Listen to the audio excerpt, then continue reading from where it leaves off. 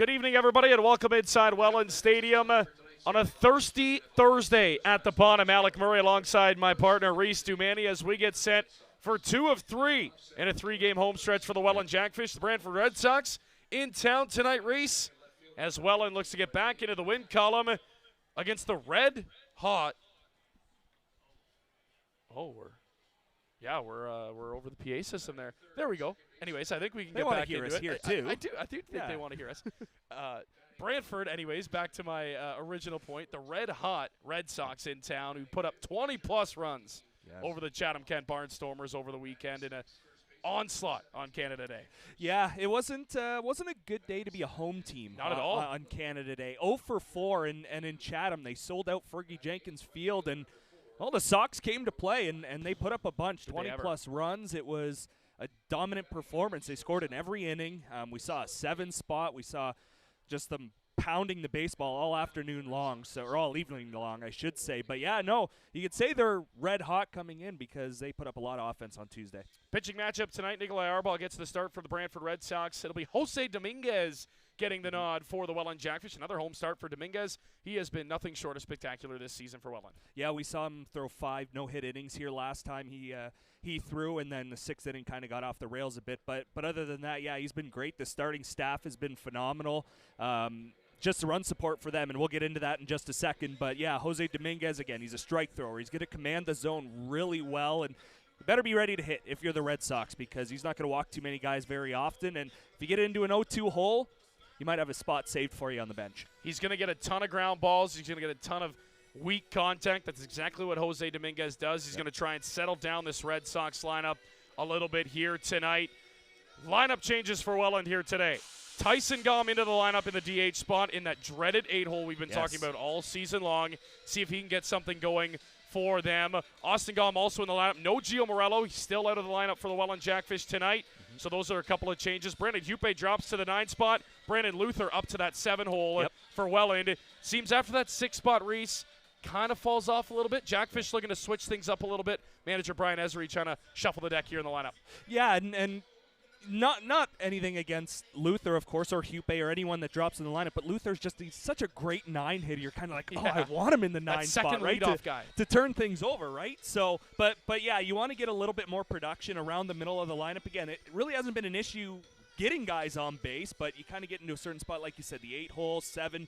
They're looking for more production tonight. Luther's done it, but some production out of the 9 spot as well. So, yeah, a few switches. I mean, we're going to see Pio Boucher in the number 3 spot. We're going to see Weisner back in the leadoff spot. So, yeah, you have just trying to figure out some way to get some offense back. We saw 2 games, but then it went back to stranding runners on Tuesday. So, looking to get back to that with a few shuffles. And never a game you take for granted either. The Red Sox in town. Any team can beat any team. We've totally known this all season long. It's the IBL. Anything can happen. I mean, you look at Canada Day, for example. 4 road teams go 4-0 on Canada Day, and the Red Sox, any given night, apparently they can put up 20 runs. Yeah, it's we can say that any team can beat anyone on a certain day. We can barely say that any team can put up 21s whenever they want, as I just got freaked out by the fireworks thanks to Coach.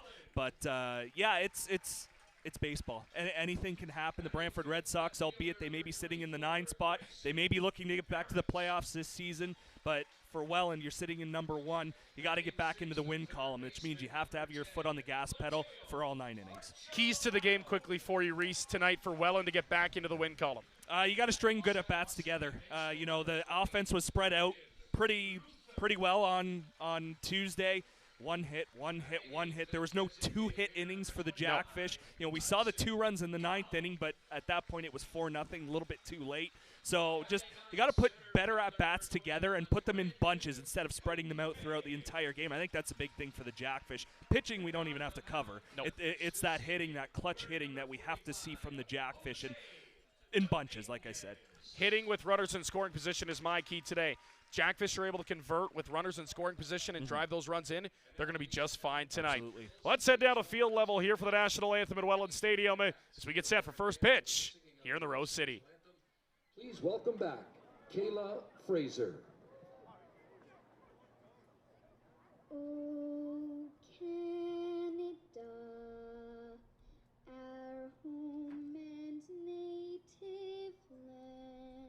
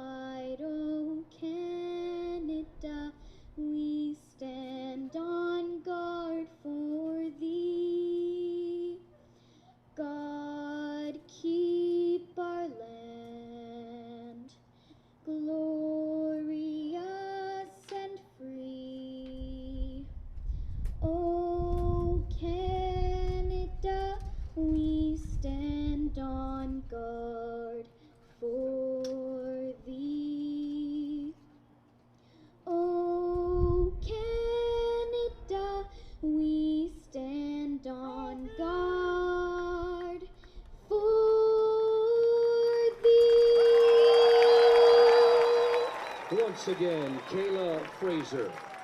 Now, fanatics, please direct your attention to the mound for tonight's ceremonial first pitch.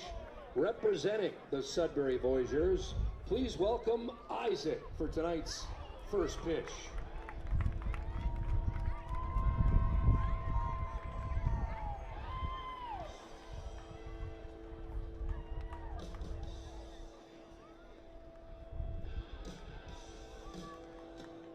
Oh, sign him up. Jason McKay's on his way downstairs right now. And we head down to the field right now with tonight's play ball, kids. Ryan, take it away. All righty, fans, we're about to get this party started with some Voyagers here. You guys ready? A little play ball on three. 1, 2, 3. Play ball! Here we go, showtime.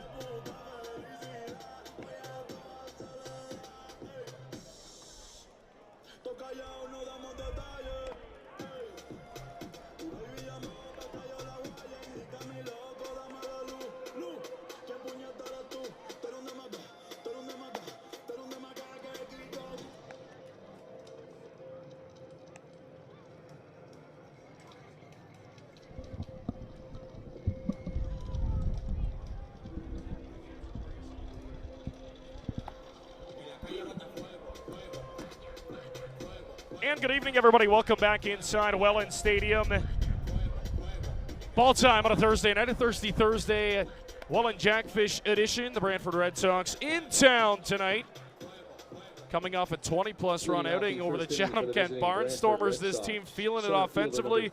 Jose Dominguez going to try and shut that down here tonight as he gets the start for the Welland Jackfish. Let's look at the defense tonight for your Fish as it'll pop up onto your screen here. Some changes, as we mentioned. Grayson Barrett will start in left, Brandon Hupe in center, P.O. Boucher in right. Mateo Porcelato and Jonah Weiser will occupy the left side, Brendan Luther and Austin Gom on the right side. Dominguez and Mullen the battery, and Tyson Gom will DH as we get set for our first pitch. Thanks for joining us. He's Reese Tumani. I'm Alec Murray, and we are underway here in Welland.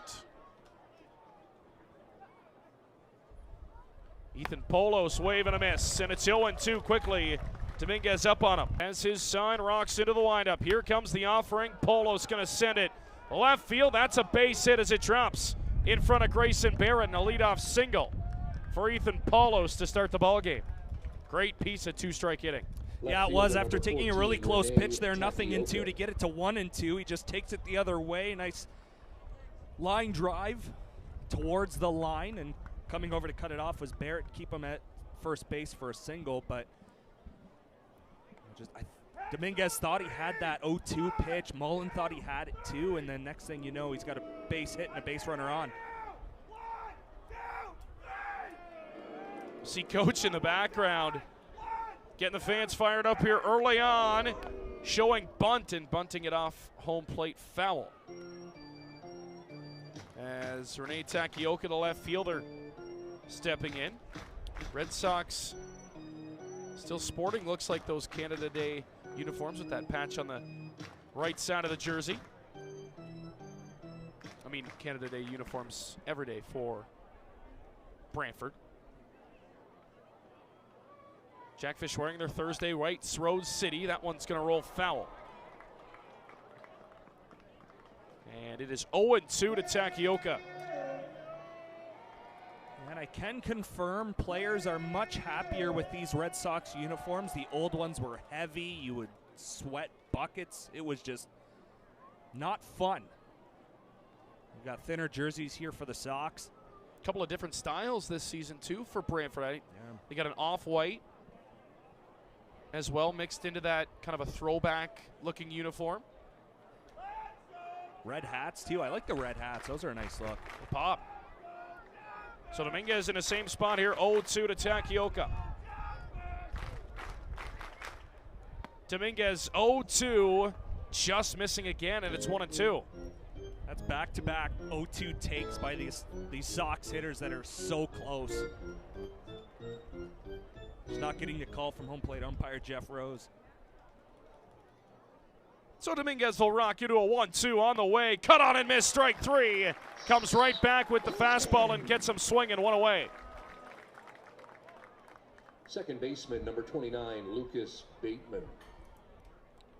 A couple of other games around the IBL tonight, Reese. 6 teams in action. Chatham-Kent is in Kitchener. Jack Couch in the pregame there. Also in the pregame, it's Guelph and Barrie. It's a game to keep an eye on in the standings race, as Guelph started to kind of turn that ship around just a little bit. Barrie, on the other hand, has also started to kind of get hot at the right time after a slow start to their season. So we'll keep you updated around the IPL here on a Thursday night. Beautiful night for baseball, light breeze. That one chopped up the middle, could be 2. Wisner to Luther, back to first in time. Call it 2, a double play to end the inning. So Dominguez sees the minimum. And the Red Sox are down scoreless after half an inning. We go to the bottom half of the first. Red Sox 0, Jackfish coming up. We head down to the Director of Fun. Ryan, take it away. All right, Fanatics, I'm here with McKenna in 105, who hails all the way from Bakersfield, California. This isn't really her first time here, maybe her second, but she wants to be an official Fanatic. And the only way to do that is what, Fanatics? And here comes fisherman Frederica herself with an ice-cold Halifax cod. McKenna, puck her out this time. Kiss it. Your brother will be super, super depressed if you don't do it. Yeah! Welcome to the team. We're going to walk over the Niagara College gift pack and an ice-cold Pond Water Lager. Next, we'll time for our newest Fanatic, McKenna from Bakersfield. All right, fans, how do free French fries sound if Welland Jackfish pitchers strike out 5 or more opposing batters during any home game this season? Each fan here at the park can redeem their game tickets for a free medium fry with any purchase at McDonald's Welland locations, Niagara Street and Lincoln Street. And a reminder, $5 from every strikeout this season will be donated to the Ronald McDonald House. We're pleased to announce that the Welland Jackfish at the Pond is a licensed entertainment venue. Visit the bait shop. Take a look at Nikolai Arbach as he gets the nod for the Red Sox here tonight. His numbers down below, 33 innings pitched, 0-2, just a sub-5 ERA, 31 strikeouts. He's going to get his fair share of Ks. Reese, as he looks to keep this offense at bay tonight. Offensively, for the Welland Jackfish, they line up as so. It'll pop up right here on the left side of your screen momentarily. And we'll go through the Red Sox defensively. There it is, Jackfish lineup tonight. Jonah Wisner lead things off, followed by Austin Gom, Peel Boucher, Robert Mullen, Grayson Barrett in left field tonight. Mateo Porcelato, Brennan Luther to that 7th spot. Tyson Gom getting the DH duties. See if he can get that 8-hole roll in here. Brandon Hupe will bat 9. Jonah Wisner back to the top of the lineup. Take a look at his numbers this season. A 380 average, 5 bombs, 19 ribbies as Jonah Wisner steps up to the dish. Yeah, he's been nothing short of spectacular so far this season for the Welland Jackfish. Definitely en route to Hamilton for the All-Star game.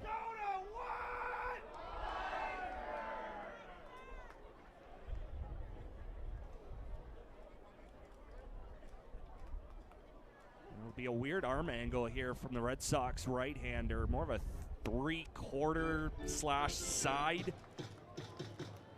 Righty facing a lefty heavy lineup.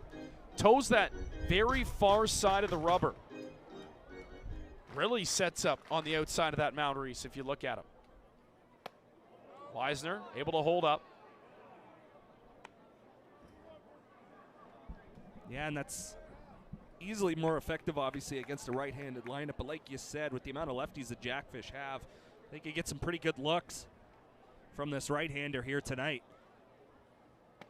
Weisner thought about it, holds off, and it's 3-1 to Jonah Weisner here, the leadoff man.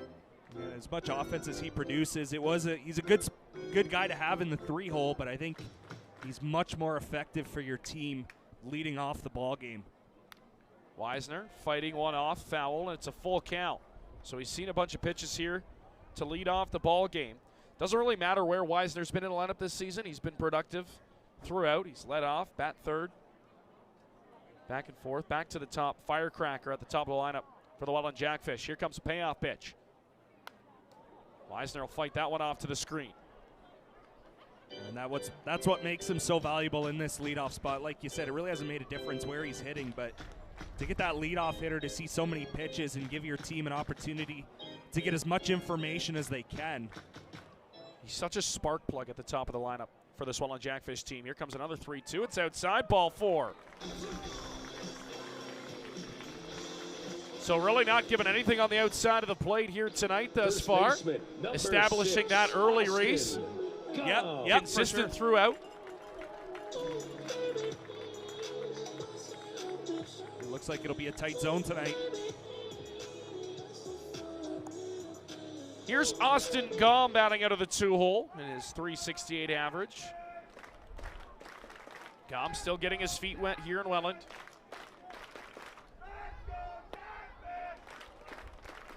Comes up empty on the first offering, 0-1.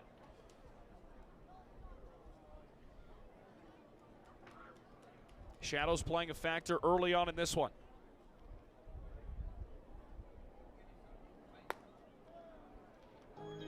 And we talk about how tough it is sometimes to face Ben Abrams standing 6'8", 225. That's exactly what we're seeing from Arbach. He's 6'8" as well. Weisner with his lead off of first. Thought about taking off, and Gom's going to chuck one foul, 1-2. And it wouldn't surprise me if they put Weisner in motion here with 2 strikes. See what you got in the arm of Cassidy Want behind the dish tonight for the Red Sox. Splice through that defensive lineup here momentarily. There goes Weisner in motion. Swung on and missed by Gom. Throw down is not in time as Weisner swipes second base into scoring position. Gom retired, one away, and that'll bring P.O. Boucher. Let's look at the defensive lineup for the Brantford Red Sox tonight. Ethan Polos will start in center field. It'll be Rene Takioka in the left. There it is, yeah. You get Brody Black in right. Left to right on the infield, it'll be Ortega. And Lefebvre will start at short. Lucas Bateman at second base. And Savage gets the nod at first. Arbach the pitcher. Watt the catcher. Jeremy Veilleux will DH tonight for Brantford.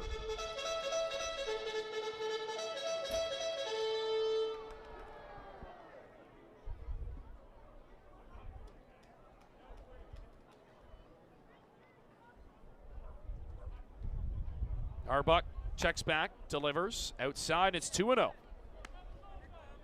Really excited to see the production we can get in the 3 spot from Boucher here. Obviously starting in the leadoff spot his first few games with the Jackfish, but moving down. He's got a little bit more power than you're used to seeing for a leadoff hitter, so moving him down should help out with some run production. Looper in there at the knees for strike 1 to Boucher. Batting a clip over 260 P.O. Here in his first handful of games with the Welland Jackfish.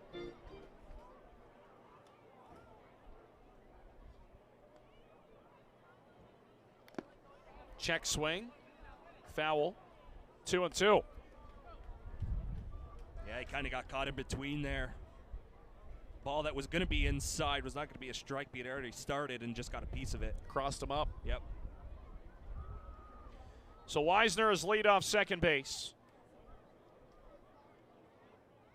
Boucher in a 2-2 count. Here's the offering, and look out down the third baseline.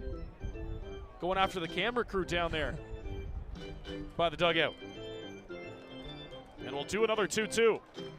They're pretty solid over there, too. None of them really moved.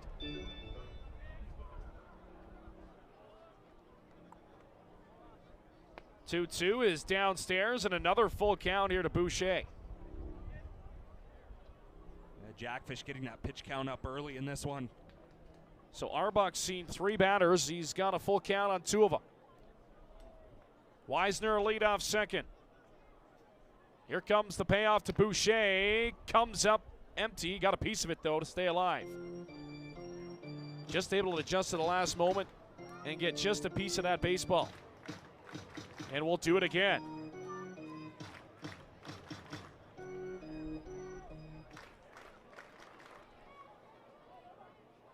Arbach checks second. Now comes home. That one is sent in the air to center field. Ethan Polos drifting in will make the grab. Wisner thought about it. Good throw in from Polos. 2 down. Catcher number 23. Yeah, you got to bluff that you're going to tag, force them into a throw. Would have been out by 10 miles, so that's a good hold. Still in scoring position, right? And you've got Mullen coming up as he receives some information from P.O. Boucher on his way back to the dugout. Check out the numbers for Robbie Mullen. 310, 9 bombs, 21 ribbies this season, and OPS over 1,000. The only choice to start the All-Star game for his side of the things. So make sure to get those votes in.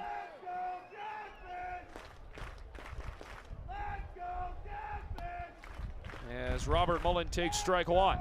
Yep, got till Monday to submit those votes. Yep. 1 per email for all the voters out there. 0-1 on the way from Arbach. Mullen in on his hands, puts it foul into the Red Sox dugout. I'm gonna say someone's got to get that ball. Arbach's not going to blow you away with any type of speed, but a lot of off-speed pitches. Seems to be the slower pitchers have better success against this Jackfish lineup. What we've seen throughout the season. Mullen fouls another one off. I think they might have gotten away with one there. You saw Watt set up way outside, but that ball was way too close to the plate.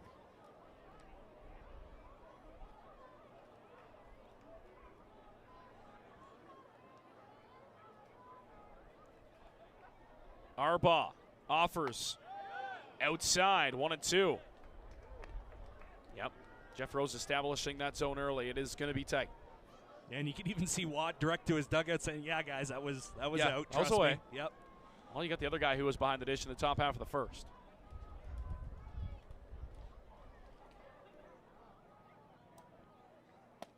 Check swing. He's able to hold up. No, he punches him out. Strike 3. Fanatics, we're going to head down to the So they do get the call in the outside corner as Robert Mullen didn't think so, but he'll head back to the dugout. And the Red Sox throw up a 0 in the bottom of the first. We head to the second. Scoreless, Brantford and Welland. Ryan, take it away. Hello, Fanatics. Welcome to Thursday Night at the Pond. I'm here with Bryce and George for the Empty Bellies Dizzy Bat Race. Here's how this works. When I say go ahead to bat, bat the floor, spin around until I say stop, at what point you probably have to get up. Try to hit the ball off the tee. First contestant to do so wins $25 to Empty Bellies. You guys ready? Fanatics, are you ready? Love it. On your mark, get set, go! They're off. Faster there, George. Faster, faster, faster. All right.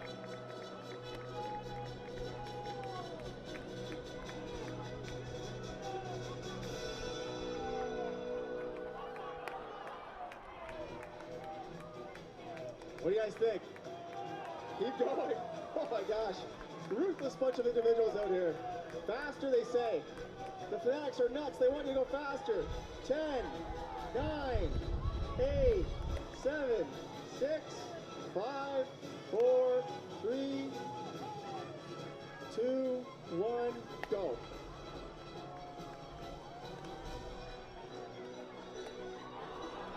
Congratulations. You're walking home with a $20 gift card to MT. Please, Fanatics, make some noise. Nice whack, but not in time, my friend. Fans, are you ready to party? Your group, your ball team, your birthday party can join us here at the pond. Visit fan services at the front gate or wellandjackfish.com/groups for more information about our all-inclusive group tickets, Newark Barge, and VIP Miller Lite Suite. Perfect for any occasion. Group tickets are on sale now for all remaining 2025 Welland Jackfish home games.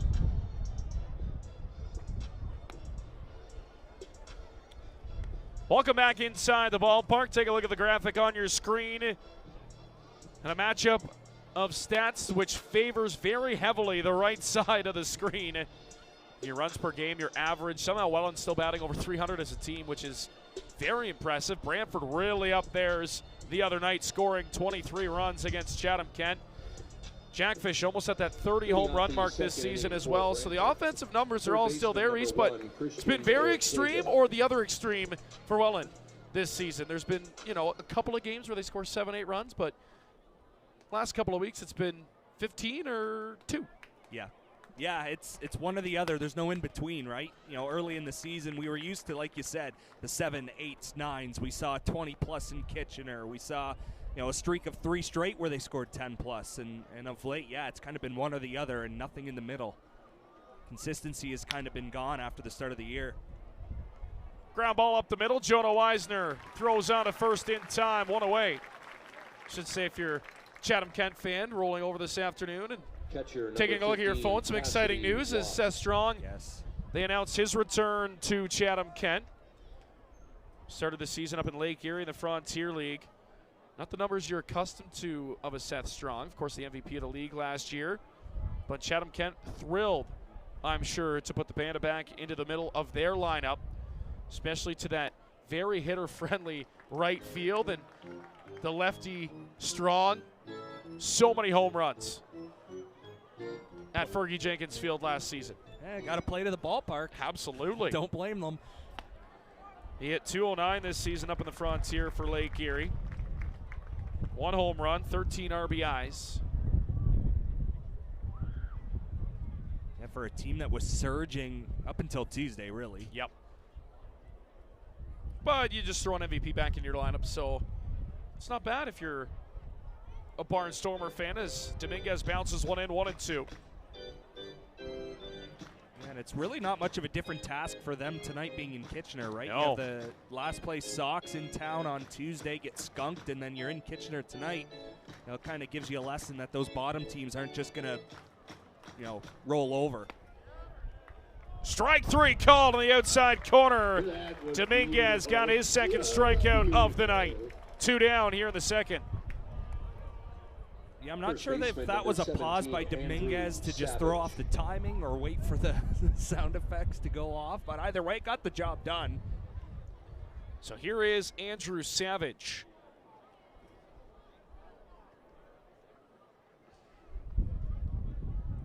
One of the best names in the league. Champ Gardner up there too. Yep. For the London Majors. Savage getting signs here from dugout. Now comes set. Dominguez offers. Check swing. That's a called strike. I think maybe that outer corner is opening up a little bit after the first inning. Yep. Oh, including the last pitch of the first inning, I should say. Dominguez offering in tight. 1-1.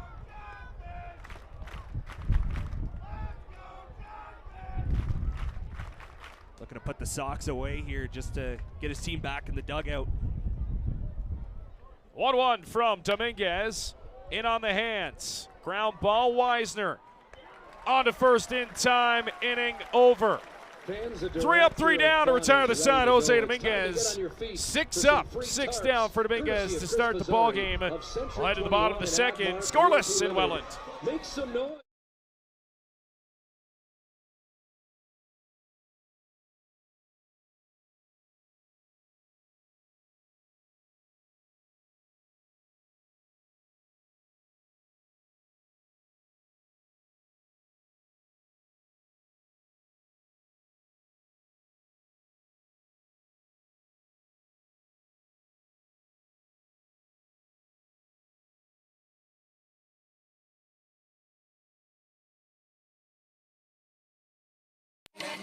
zone. Let me into my zone. Please don't let me into my zone. Let me into my zone. Let me into my zone. Let me into my zone. Please don't let me in. Yeah. Can't answer my phone now. Just leave it there, that tone. Ballin' can't beat me up, cause I'm back in my zone now. Cause I'm back in my zone now. Thursday, who wants to be fan of the game tonight? 4 2025 Flex tickets and a Giant FM t-shirt to the loudest, to the craziest fan here at the pond tonight. Who wants to be fan of the game? Make some noise, fanatics.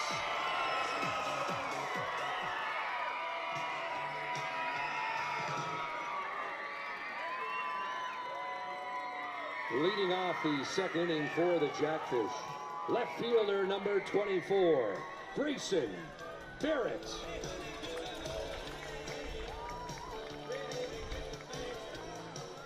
So we'll start the bottom of the second inning with a guy who has been striving to cover off the baseball as of late. Another guy who is in contention for that All-Star game coming up. Midsummer Classic in Hamilton at Bernie Arbor. Tickets are on sale now, so you can go grab those as well. Hamilton Cardinals, I should say, .com to grab those. 0-1 on the way to Barrett. Fouls another one off, and it's 0-2. Barrett was one of the lone Jackfish who had a really solid night on Canada Day. Yeah, line drive double to begin his day at the plate. Split the gap in right center field, and then followed it up with a single. Just as we say, it comes up empty on a swing and a miss, strike three, to open the bottom of the second. So Barrett down on strikes. Third baseman. That'll bring in Mateo Porcelato. Mateo Porcelato. Yeah, just looking off speed there. Up against Barrett. They go to the back foot, or tried to anyways. Still got the swing and miss as he swung over the baseball. Again, a finesse guy on the mound that's not going to really blow it by you. But if he can locate, he'll be successful.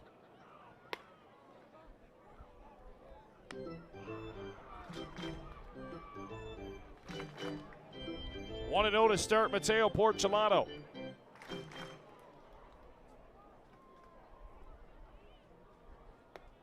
Downstairs, 2-0. Let's see if he can work a good at-bat here after Barrett went down on strikes. Had a nice inning in the first inning, a lot of pitches, but that was a quick out number one, so you want to slow things down here. Big cut and a miss from Porch, 2-1. Porcelato batting out of the 6-hole here tonight. Harbaugh now delivers. Downstairs, 3 balls and a strike now to Mateo. You look one spot to try and drive a baseball here.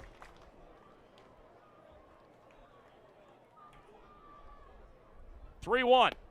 Outside, it's ball 4, and Porcelato draws a 1-out walk. Second baseman, number 20, Brendan Luther. And I think we're going to like Luther hitting behind Porcelato here. I think so. I was just about to say that, yeah. As much as we'd love him in the 9 spot to turn things over, yeah, to lengthen the 1 through 6 and into the 7th spot, I think it'll work out.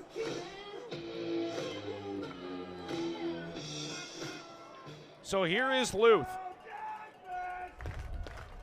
Guy who also bidding to be in the Midsummer Classic this season. Porcelato is going to get picked off. Nobody's at second base. Throw down. He's in there. Yep. Wasting no time at all. Porcelato got in under the tag. I'm not sure the Red Sox, they had nobody there. Lefebvre finally came over, but too late. Porcelato was already in. Yeah, no, it did look like he got under the tag there. Palms up in the Red Sox dugout, but he was under that. And you're right, just a late reaction from the Sox infield. I think that's what Port shot too. Yep. We talk about it all season long. Porch gets on base, it's usually a double. Called strike on Luther. Again, that can be the one issue with Portulato. He gets that running/jumping lead, and if you're caught jumping towards second base and you're kind of dead in the water, and there Porch was able to make it in underneath the tag. I mean, you got to commit, right? Absolutely. At that point, you just have to go. Yep. Yeah, because if you give any thought to trying to get back to first base, you're toast. One of the fastest guys in the league, leads the league in stolen bases. Add to that total now. Luther in a 1-1 count with a man in scoring position. Called strike 2.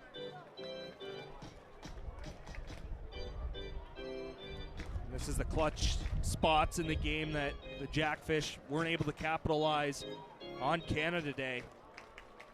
Runner in scoring position, less than 2 outs. Tyson Gom on deck. Oh, look out, it hit him.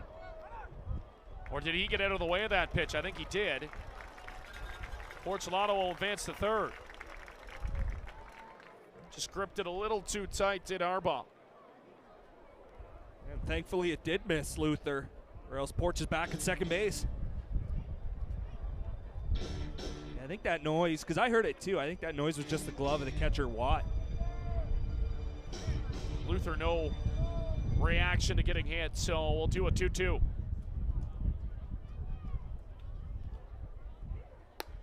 Game's first run, 90 feet away, and now a full count to Luther. He's worked it back. And the Sox are going to take the out.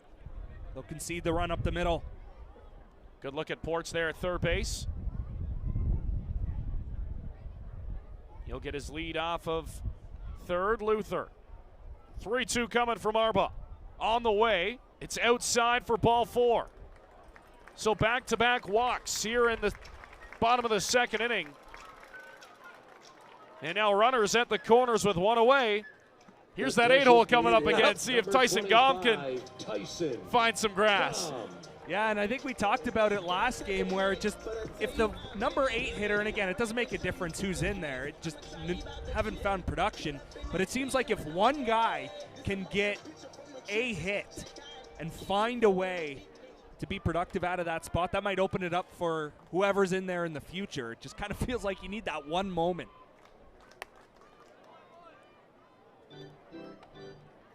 Guessing on the first pitch, 0-1 to Gom. Yeah, and that's tough on the first pitch when, you know, it's not an automatic have to swing at it, and that's not really a good pitch to hack at. I mean, do you throw down a bunt here? You got Porch with a ton of speed at third base. Luther's going to take second. Without a throw, Porch is back into third. So now runners at second and third. I test the waters and see if you can lay one down here. Not a bad idea. Yeah, we'll see how the defense plays it here, but yeah. Brian Esery never afraid to play some small ball here, and I think this spot in the order, you look at it, 2 guys in scoring position, both with good speed. Gom in the batter's box with good speed. Let's see if he can throw one down and get home the first run of the ball game. And now we're going to have a meeting on the mound. And you know what? The Sox might have the same idea you do. You know, what essentially we want to do here, I think part of it is, hey, we got to get back in the strike zone. We've had back-to-back walks, and now you're 1-1 to the 8 guy. So that's probably part of it, but another option would be, too, I mean, now first base is open. Do you load the bases and put the force back on? I doubt it. But that's another thing that probably they could be talking over. And you see Cassidy Watt now. Corners are going to be in. Infield back. Up the middle. I think that's exactly what they're thinking. So the first baseman, Savage, and Christian Ortega at third. Both right on that grass cut. 1-2. Gom not showing any signs of bunting. Hupe on deck.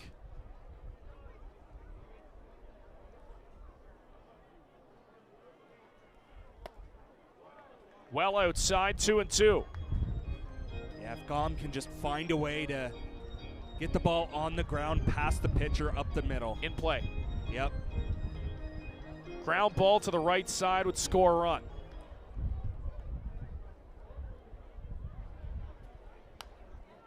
Gom fights one off in on his hands, foul. We'll do another 2-2. Yeah,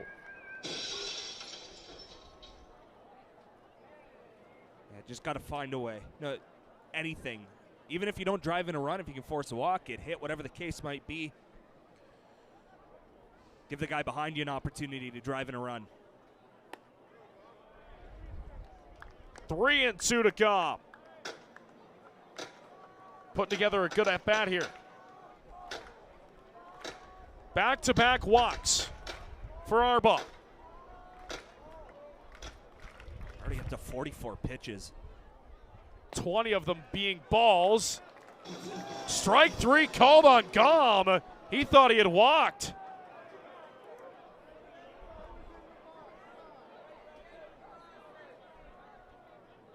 Center Everyone else did number too. 21, Brandon. So Arbaugh gets a big strikeout, and yeah, that zone is open right up. So half an inning of a tight one, and now given a little bit of leash here on the outside. And now here's Brandon Hupe. Well, once again, 2 runners on with less than 1 out. Can't get the job done. Now it's up to Hupe. Swinging out of his shoes, 0-1. That was a juicy first pitch, too. You do not want to leave a ball there. Just, you're expecting fastball, and luckily he was way out in front, but if you're the Sox, that's not the right pitch to start off an at-bat with.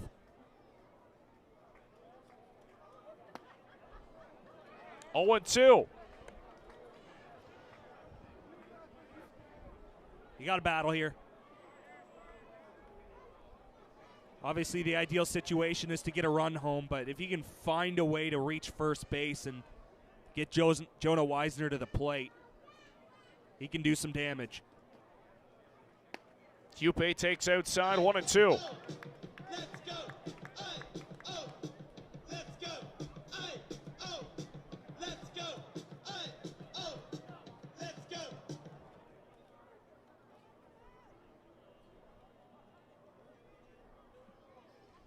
1-2. Swing and a miss. And same story here in the second inning. Jackfish get a pair on. They strand them. As we head to the third, scoreless. Arbaugh gets out of it. First base side, it's time for the Undy Run, presented by Minor Brothers. We head down to the Director of Fun once again. Ryan, who you got with you tonight? All righty, Rod. We got Steph, Kayla, and Lisa versus Richard, Darren, and Jeff for the Minor Brothers Country Living Undy Run. Here's how this works. When I say go, you take off all the way around the infield, down to home. First team across the line wins $25 to Minor Brothers Country Living. They're getting set up now, real slow. They're getting there. It's gonna be the slowest Undy Run Hunters have ever done. All right, they're getting ready for the next. Are you ready? No? Okay, we'll try this again. Hold on, you didn't hear me. Are you ready? On your mark, get set, go, go, go, go. They're off. The slowest Undy Run in the history of Undy Runs. We might be here all day. It's a run. Oh, there we go. Saw that coming.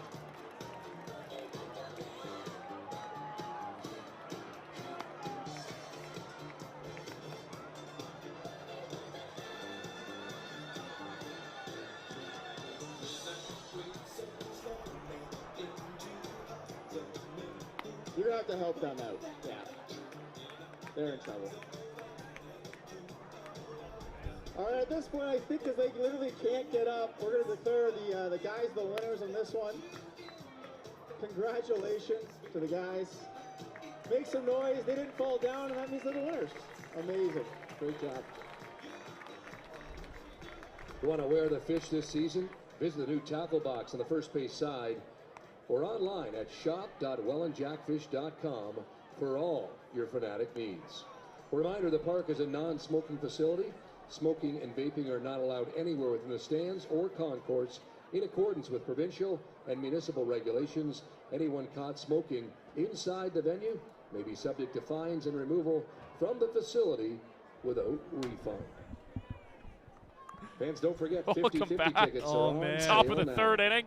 Alec Murray, Reese Dumani. We have an underwear delay on Don't the forget, field. if you snag a foul ball tonight, visit us at Fan Services. Well, you located witness at the something front new gate in every between time your you come to the foul pond, ball and that's a for new one for brand me, new Reese. Jackfish Yep, logo me too. baseball. Perfect for post-game autographs. Tough bounce for the ladies. Didn't even make it around second base. Leading off the third inning for Brantford. Designated hitter number 12. Yeah, that's Jeremy Veilleux. not the best undie run we've seen here. Short King Appreciation Night tonight at the pond, we should mention. Lots of crowns around in the stands. Yeah, you got one if you're, what, 5'7" and under, I think it was? Yeah.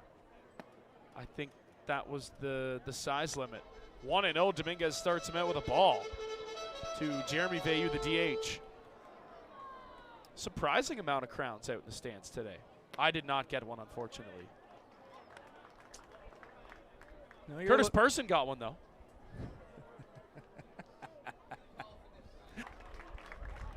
One and two the count as the DH Veilleux comes up empty. He was quick to hand his off to me. I got it here somewhere. I don't know where it went. You're a little taller than 5'7", I'd say. I think I could pass for it. Swung on and missed, strike three. Dominguez makes quick work of Veilleux. His third punch out, and that's how we start the third inning. Right fielder number 4, Brody Black. That'll bring in Brody Black now. Black, the right fielder tonight for the Red Sox. Take a look at his season stats, .216 average. A couple of home runs, 10 RBIs for Black. It's a 7 OPS. Broken bat in on his hands. Flare to Luther. He's got it. 2 down. That's a quick inning so far for Dominguez. I mean, realistically, right to what we expect out of Jose Dominguez. Probably more strikeouts than we usually expect, though, from him. 3 through 2 2/3.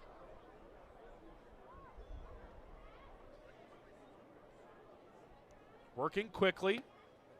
Weak contact. Cut on and missed. Strike one to the shortstop, Lefebvre. Check that. Dominguez quickly back into his windup.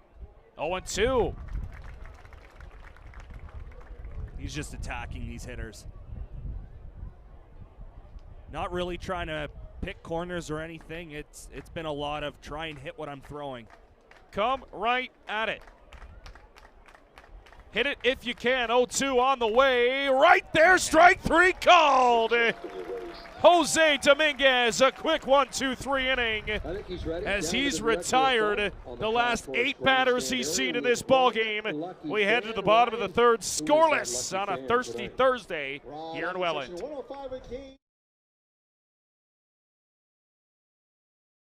When we at Miller Lite set out to brew a light beer, there came a moment of truth. When we had to choose great taste for 90 calories, we chose both. Tastes like Miller time.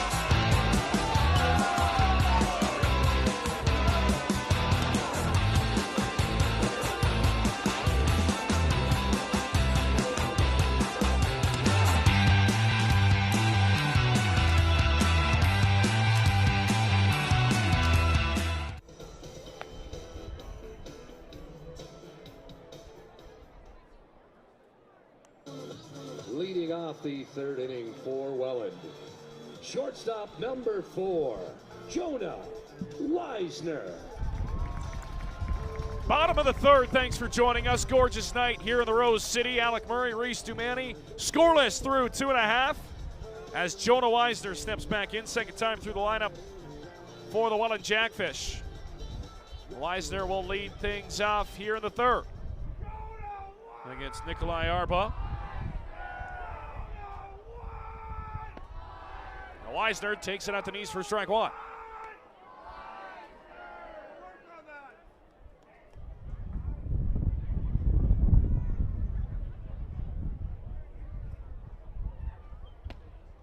Weisner 0-2 now in a hole. And the Jackfish have started off this game, no hits, but they've had plenty of traffic on the base paths, 3 walks against this Red Sox right-hander, including Weisner to lead off the ball game, and then stole his 6th bag. Arbaugh 4 Ks through the first 9 batters. But yeah, the walks have been the issue. That's what has been the issue for him all season long, Reese.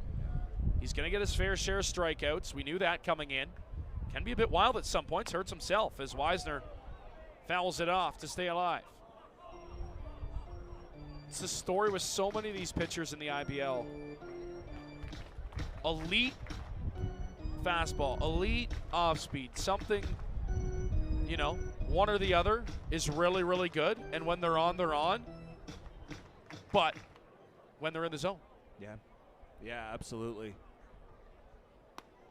Outside 2-2. And that can be the issue with trying to train guys to throw as hard as possible. Obviously, you throw 99, that's sexy to anybody, any scout, whatever the case might be, fan. But if you can't hit the strike zone, you're not effective. Jonah Weisner slices one into left field, leadoff base hit. And that's how we start the third inning. Baseman, number 6, Austin Gum. And that's the issue with it as well is, you know, you get way ahead of hitters, whether it be 0-2, 1-2, and then you can't put them away because you can't find the strike zone. You force yourself into a spot where you just have to try and get it over the plate somehow, and you're more than likely to leave something center cut, and Weisner took advantage right there.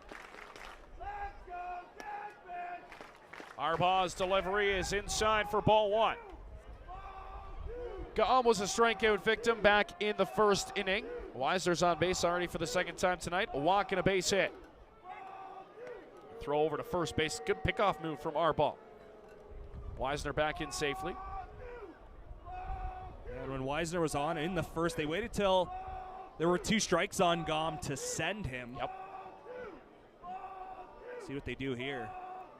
Weisner bouncing around at first, and now he's going to get a massive advantage here. That's the 2nd pickoff attempt. And I expect him fully to take off here. Absolutely. Yeah, that's where as a catcher you have to recognize what they did last time. Outside, 2-0 to Gum. And now you forced yourself where you have to get him out if you throw across. 1 time's fine, but you know, last time they didn't send him till there were 2 strikes, and right now, you know, he's 2 pitches away from his 4th walk of the game. Gum chops one foul. You know, nothing's come across the plate yet for the Jackfish, of course, but also behind the dish, it's a matter of understanding that your pitcher can't get too distracted by that runner at first. Yeah, he might take off, but you have to get yourself into the strike zone. Elite hands from Ricky Piliteri down the 3rd base line there. Yeah, I'm still a little upset he didn't make that play a few games ago that I called him out for. Gum comes up empty, 2-2. I think red might be his color, though. Does look sharp.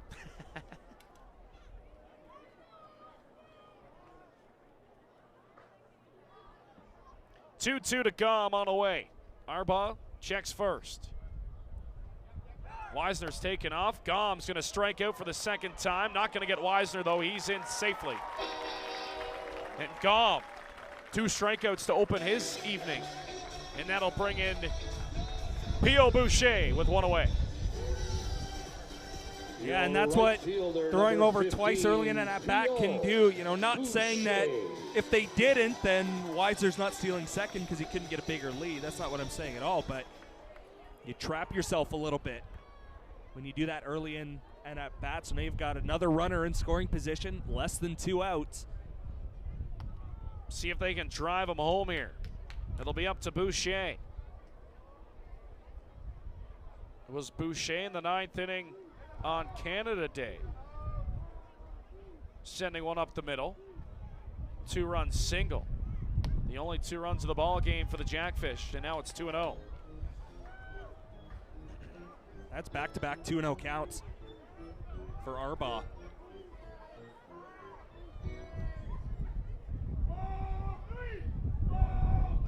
Arbaugh comes set on the bump, delivers, and it's a called strike.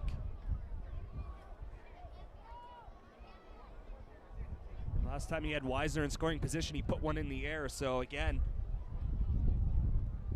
if you're not going to drive him in, still need a productive out. He's shown his power here already in Welland. Inside, and it's a 3-1 count to Boucher.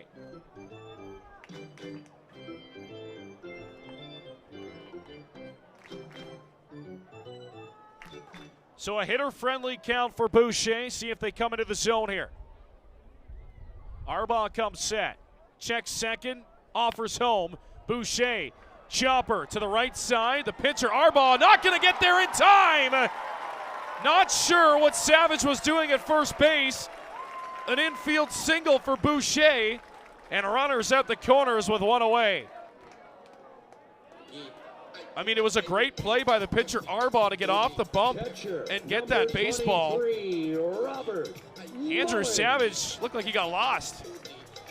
Yeah, the only guy that was going to have a chance to get an out on that play was the pitcher. Second baseman, if he would have come in, they would have had no chance. And even Savage going for that baseball, I don't think he would have had a chance if you force your pitcher to cover the bag. So just, that's a mental mistake from the Red Sox infield.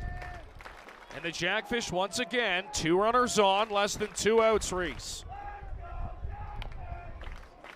Robert Mullen at the plate, fouls the first pitch off, 0-1. Jackfish have already stranded 3 runners in this ballgame through 2 innings. Trying not to add to that number here in this 3rd inning. Right guy at the dish, though. See if Robert Mullen can put something into the outfield. As he takes in tight, 1-1. Mullen was rung up on strike 3 to end the 1st inning.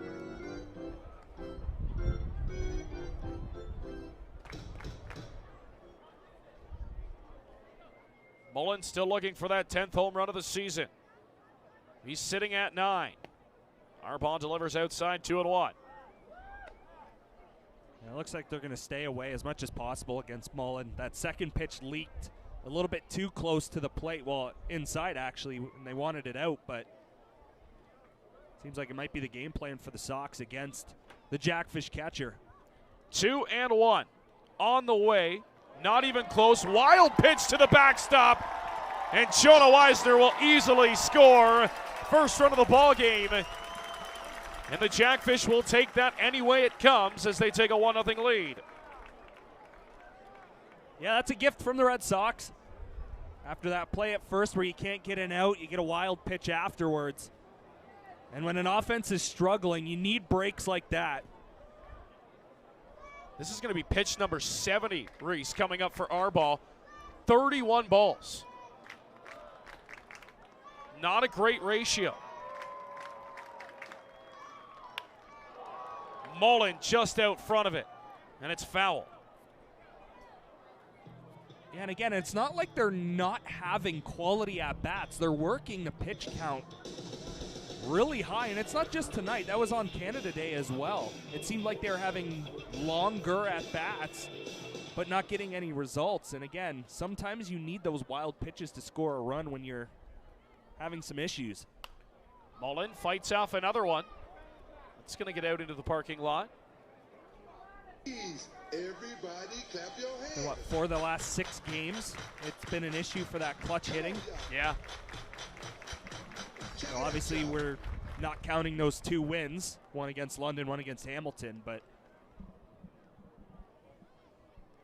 we'll do the payoff again. Boucher at second base. Arbaugh checks, comes home. Left that one over the heart of the plate. Mullen fouls it off.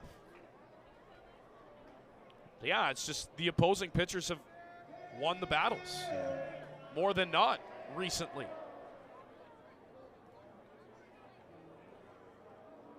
Mullen set in the batter's box for another 3-2, and it's inside. So Robert Mullen aboard via a walk. And the train will continue here in the 3rd inning. Your left fielder, number 24. That is walk number Grayson 4. Barrett. on the evening for Nikolai Arbaugh. We don't even have any action yet. Something's going to get going down there now, Reese. I would have to imagine, yeah. Yeah, see the bullpen catcher wandering down the first base line, and here's Grayson Barrett with a chance to do some damage. 2 on, 1 away for Barrett. He was a strikeout victim back in the second.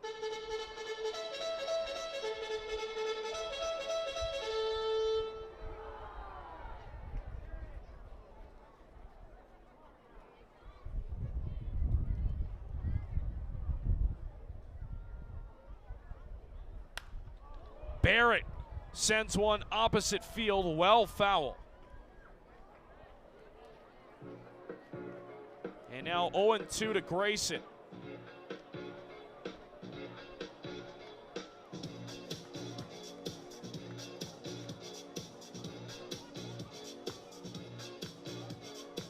Got to put bat to baseball here.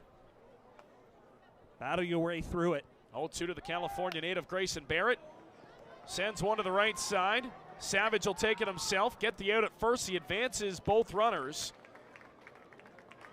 But now 2 down, and that'll bring in Mateo Porcelato. The third baseman. You know what? That didn't even seem like it was a planned steal either. Looked like Pio Boucher stole that off the pitcher. Wasn't really paying too much attention to him at second base, and he took advantage. Mullen followed. So good recognition from both guys. Boucher having an extended conversation with Ricky over there at third, but they've got a couple of runners in scoring position with 2 down. So in Seth Strong's first at-bat in Chatham County, homered. Wow. Tonight in Kitchener. So it was let me check this here. A grand slam. Top of the first inning, Seth Strong, first at-bat back in the IBL after his MVP last season. It's a grand slam in Kitchener. Chatham Kent's up 5-0 in the second inning. He planned that, eh? Welcome Come back in Kitchener. Welcome back. There you go. Wow. The launching pad that is Kitchener. Mateo Porcelato through the left side, base hit. Boucher will score. Robert Mullen getting the wave around. Here's the throw home, not in time.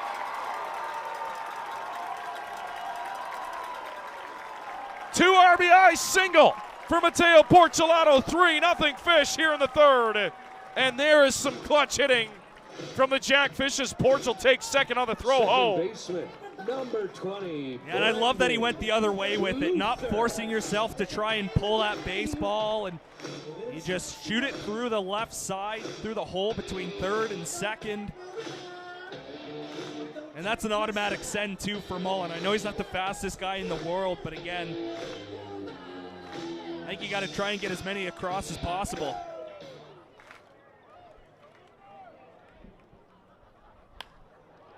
Luther through the left side. That's a base hit. Porcelato gets the wave. Throw home up the line, not in time. RBI single for the Luth. 4-0 Fish.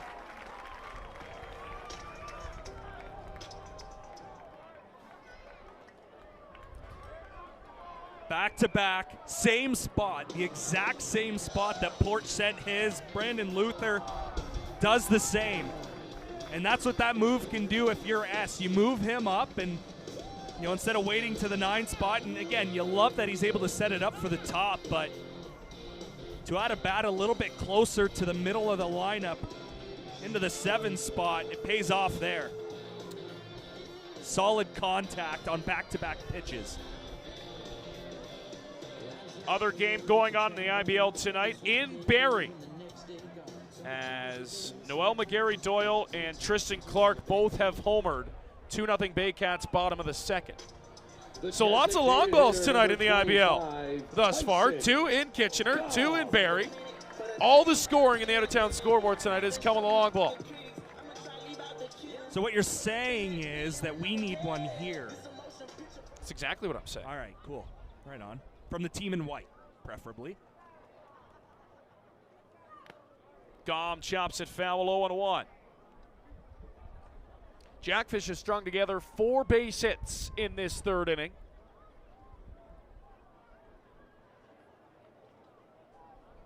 Gom will be the 8th to bat for Welland.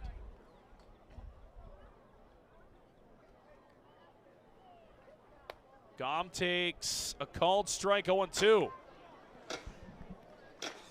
Arbaugh's last start came June 26th in Kitchener. In 5 innings, he threw 85 pitches. He is approaching that, and we are not through 3. 2 1/3 thus far for Arbaugh as he delivers high.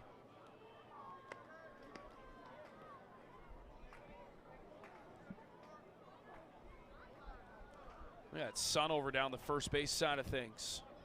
Really the glare. You see the first baseman, Savage, trying to block it with his glove. Downstairs, 2-2.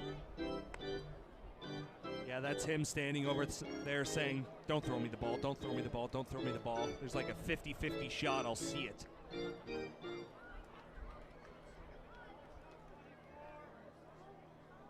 Two and 2 on the way.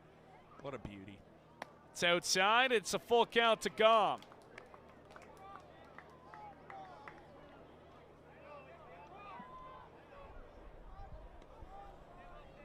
Of course, Luther will get a head start.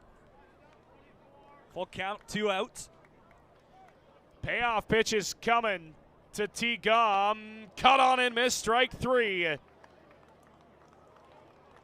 So Gom comes up empty. He strikes out for the second time tonight. And that will end the inning. Arbaugh gets out of it. Not before 4 runs cross home for Welland. 4-zip fish as we head to the top of the 4th. Like the fishermen are ready. Who is with you tonight? Mr. Harrison. All right, Rodney, we got Adam and Mike versus Dan and Sean for the Kersey Bear Group by IG Wealth Management. Fisherman's Race for a chance to win $25 to Boston Pizza. Here's how this works. When I say go, take off, grab a fish, bring it back, put it in the bucket. Once all 3 are secured, bring it back and cross the finish line at me. First team to cross the line again wins $25 to Boston Pizza. All right, Fanatics, I need you again. It's Thursday night. You're full of pond water. Make some noise for our contestants. On your mark, get set, go! They're on. Slow boats. Big anchors on these boats. You said you were athletes. All right, first fish down. You guys do a lot of fishing in Sudbury, so you should be good at this. All right, second fish, here we go. Think speedboats, guys. Speedboats. All right, 2 fish down. Last fish, here we go. Okay. This guy said he needs a hot dog. All right, last fish, here we are, straight away. Oh, there we go. Now we got something. Didn't matter though. Congratulations, guys. You're up home with $29 to Boston Pizza. Make some noise one more time for our competitors. They tried their best. It was pretty good. We'll be back. Fan single game tickets are on sale for all remaining 2025 Welland Jackfish home games. Don't miss a second of the show and head to wellandjackfish.com/ticks to purchase your game tickets tonight. Head to the bait shop now or visit Denise at the Catch Beer Bar on the third base side and enjoy an ice cold pond water lager or slippery fish light by Newark Brewing. Please drink responsibly. Welland Stadium stops serving alcohol at the end of the 7th inning. Leading off the 4th inning for the Brantford Red Sox. Top of the 4th here in the Rose City. Thanks for joining us. Alec Murray, Reese Tumani. 4-0 Jackfish. They scratch across 4 in the bottom half of the 3rd inning on 4 base hits. Mateo Porcelano, Brennan Luther driving in the runs for Welland, which sends Jose Dominguez back to the bump with a nice 4-run cushion. As he gets to the top of the order as Ethan Paulos steps in for the second time. And it's 0-2 quickly to Paulos. Yeah, he's been cruising. Second time through the order, Reese. The only hit was the leadoff man. That was Paulos. He's 1 for 1 tonight. 0-2 on the way. Inside, just on the inside. Just missing that near side corner. 1-2 now, Dominguez. Paulos Slow chopper. Dominguez backing off the mound. Throw to first in time. Nice play by Jose to retire the leadoff man. So now, Reese, 9 consecutive batters retired. Of course, the double play makes it look nice and clean on the score sheet. But officially, 9 straight retired for Dominguez since that leadoff single. Yeah, face the minimum as Jose Dominguez, and they've been quick outs. It's not like we're seeing 2-2, 3-2 counts from Jose. They've been quick. Oh, boy. How about that broken bat? That's the second or third broken bat of the night so far for the Sox. Take a look at that. Great shot there from our camera crew down at field level. Sliced it right in half. I do got to ask you something, though. All right. Are the logos on the back of the – is that a thing now? I've been asking people that since the start of the year. London's got them too. Chatham can. Yeah. And now Brantford as well. Yeah, I kept asking. I'm like, is there a new uniform deal like that I don't know about, or because I'm not a fan. I think it's a little. Yeah, neither am I. I just think it's strange. I didn't know if it was a new thing or a trend. But yeah, it's just noticed multiple teams now have those logos on the back left pocket of their pants. Dominguez ahead 0-2 once again. Shakes off Mullen a couple of times, wants to go outside. Here comes the offering right there, just missed. I will also say all these gray pants that are logoed are not true gray. They're dark. Yeah. They're a dark gray. Hamilton's got the same kind of thing. 1-2 from Dominguez. Blows him off the plate, 2-2. London, the same. Those grays, and even London's jerseys, the L looks smaller. I don't know if it's just me, but it looks smaller on those home whites. Classic home whites for London. Here comes the pitch. It's fought off. Yeah, there's nothing sharper than the white jersey, white pants look. Classic, right? Absolutely. 2-2 on the way. Dominguez high, ball 3. And it helps when you win in those jerseys as well. London, of course, good stretch in the IBL. Wasn't that long ago that they were the team to beat. Payoff from Dominguez, ball 4. So he had him 0-2 and ends up walking Takioka, so a 1-out walk. Second baseman. We'll bring in Bateman.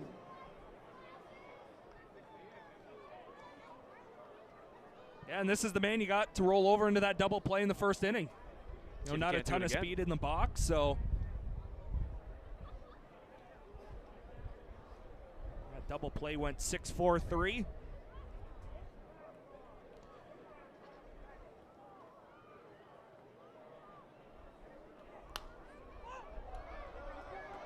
Flied foul. That one's going to get back up into the seats. Off the roof, coming down. Look out. Nice grab by a fan. Nice grab. One hand. Fan from Port Coburn, home of Curtis Prusen. 0-1. Dominguez starts ahead once again. Great speed aboard at first, too, in Takioka. Dominguez checking. Now comes home. High chopper to third, foul, and it's 0-2. 4 strikeouts on the night for Dominguez thus far, through 3 1/3. He's hovering around 40 pitches right now. Super efficient through the first 3 innings. That was his first 3-ball count to Takioka. 0-2 on the way. And they're going to throw over to first and check on him.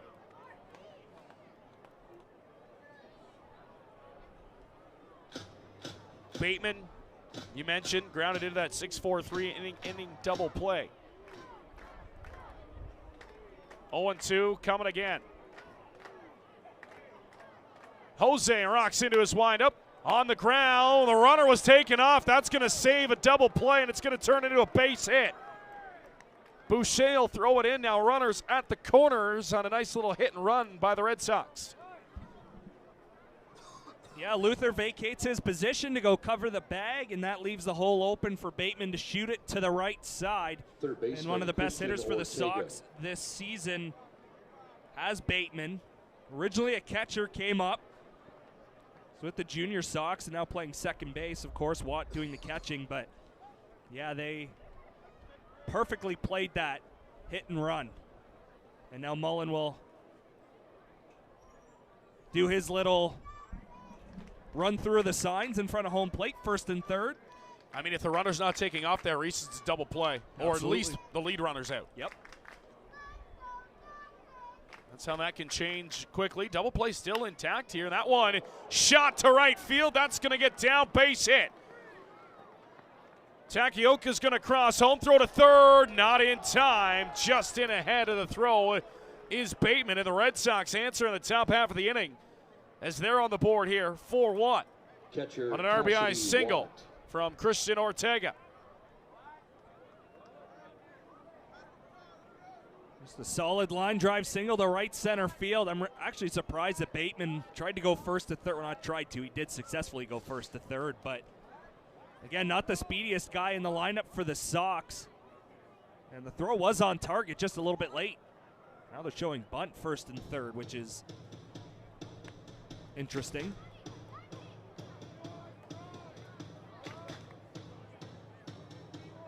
Back-to-back sharp singles and potentially looking to lay one down.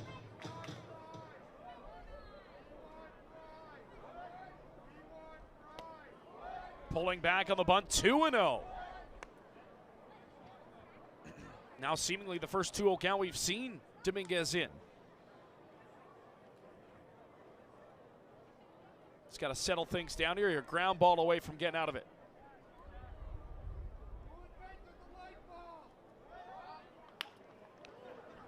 Might be too softly hit. They'll go to first for the guaranteed out. It will bring in another run as Bateman will cross home, and they've cut the lead into half here in the top half of the inning. It's 4-2. First baseman Andrew Savage. So getting the job done is Cassidy Watt, but now 2 down. Yeah, you've still got that cushion if you're the Jackfish, where 4-1 ground ball, you'll take the out at first all day. Still up by a couple of runs. I just don't understand the showing the bunt there. And you put yourself in a situation where that's an automatic second, well, should be an automatic second out. You're essentially giving the Jackfish an out. And you're down 4-1. It just makes no sense to me at all. Like I said, you had back-to-back crisp singles.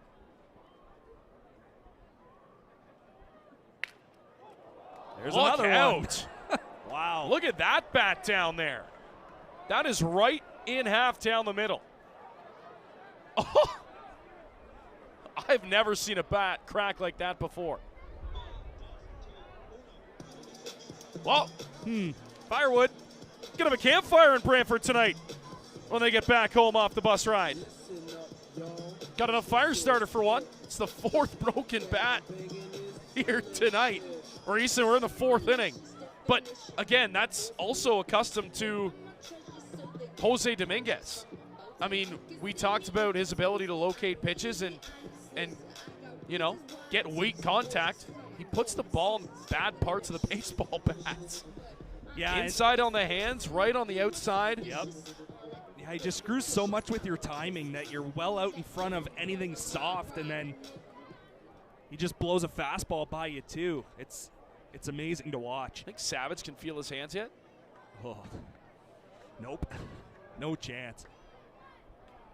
Right back in there, but at an 0-2 count, Dominguez trying to get out of this 4th inning.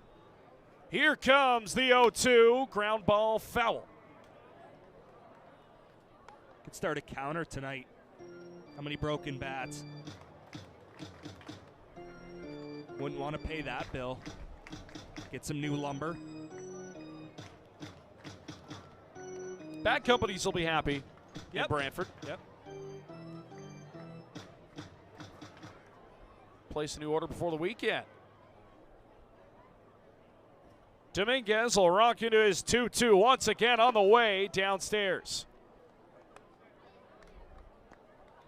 And these two teams, like I said in the first, they'll do it again Sunday at Arnold Anderson Stadium.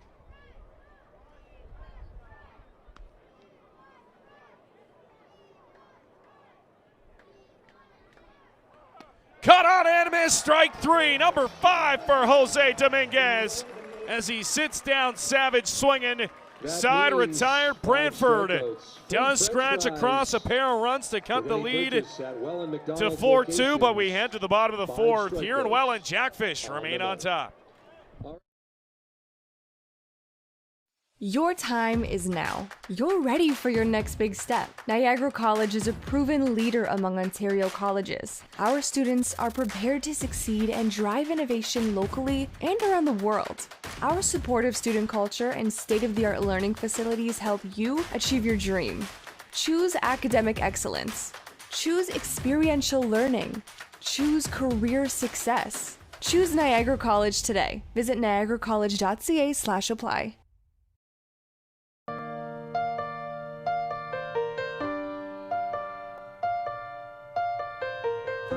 There's nowhere else I'd rather be.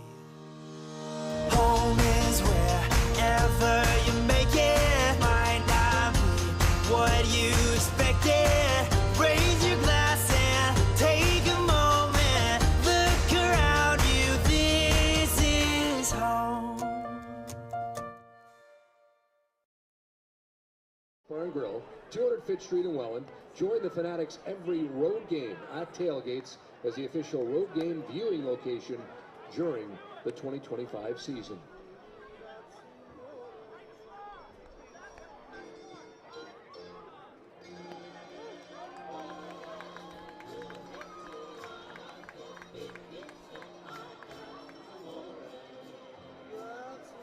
Fans 50-50 jackpot. Take home already over $1,000 tonight. Get your 50-50 tickets now. Leading off the fourth inning for your Welland Jackfish, center fielder, number 21, Brandon Hoope.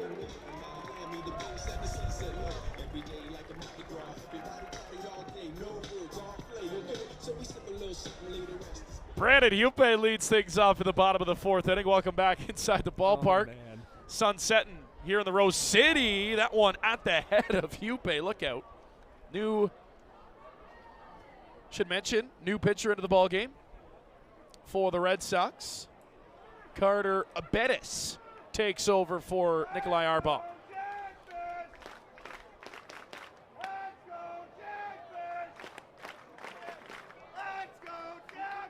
I guess that's one way to introduce yourself into a ball game.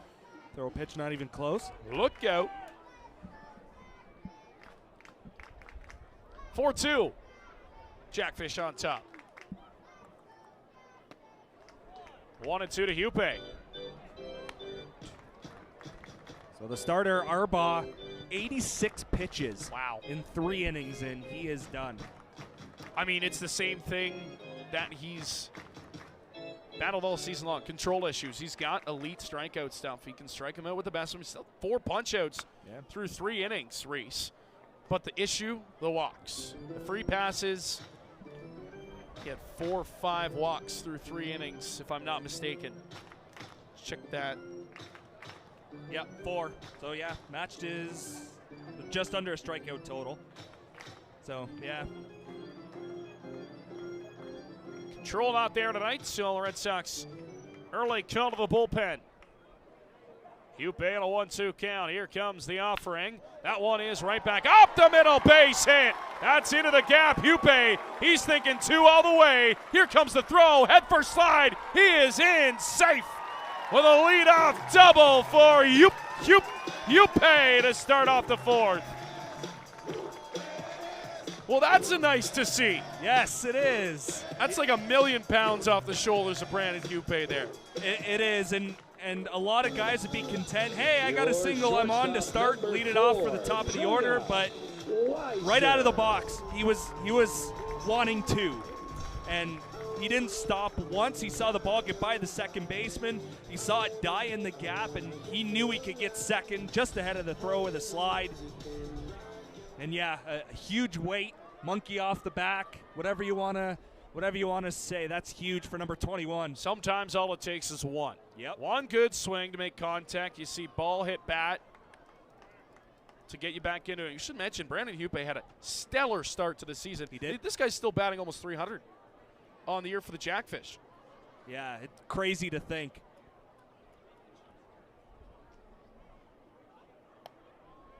Outside for a ball to Wisner. Yeah, torrid start. I mean, everybody on this Jackfish offensive lineup was off to a hot start. I think at some point everybody was batting over 300 in the starting lineup. Seemed like it, yep. Some upwards of 400. Wisner takes a ball, and he's in a 3-0 count now. And if they weren't at 300, it was like between 275 and 300. They weren't far off.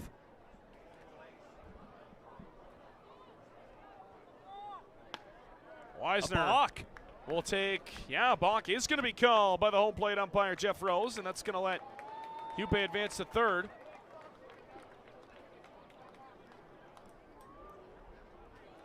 Wonder if he didn't stop there. I don't think he came set on the bump. And that brings the infield in now. I was wondering if they were going to or not. 3-0. Outside ball 4 and a walk to Wisner. Yeah, so it's a new pitcher, but the Jackfish continue to pressure the Sox here. And number 6. Not an awesome start to your outing if you're Bettis. A double and now a walk on 4 straight pitches. And you put yourself in a jam.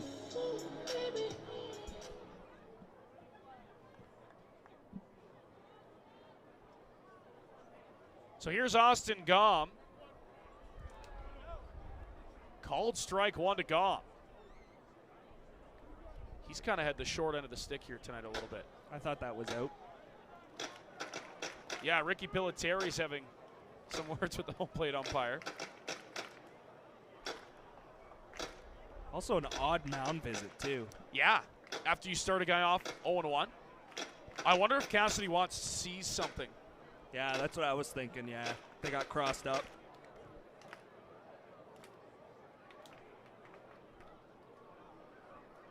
Oh, 0-1 to Gom. 0-2 so far tonight.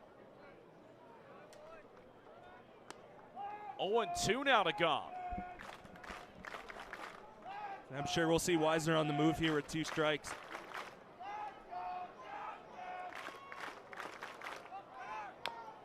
Gom's got to protect now, so he swings away. Wisner got a massive jump at first. He had that bag stolen. But obviously 2 strikes, got to protect.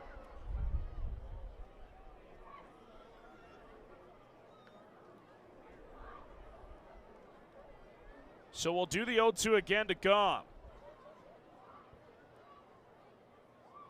Look out, Bennis up and in again. Gom backs out of the way.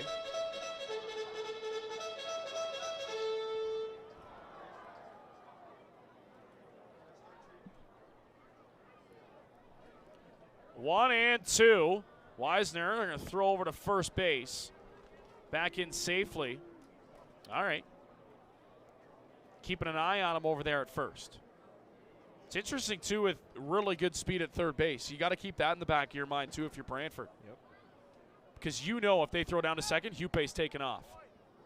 Bit up maybe, but yeah. It's a baseball they put into play. Yeah, I think that was going to be a single either way.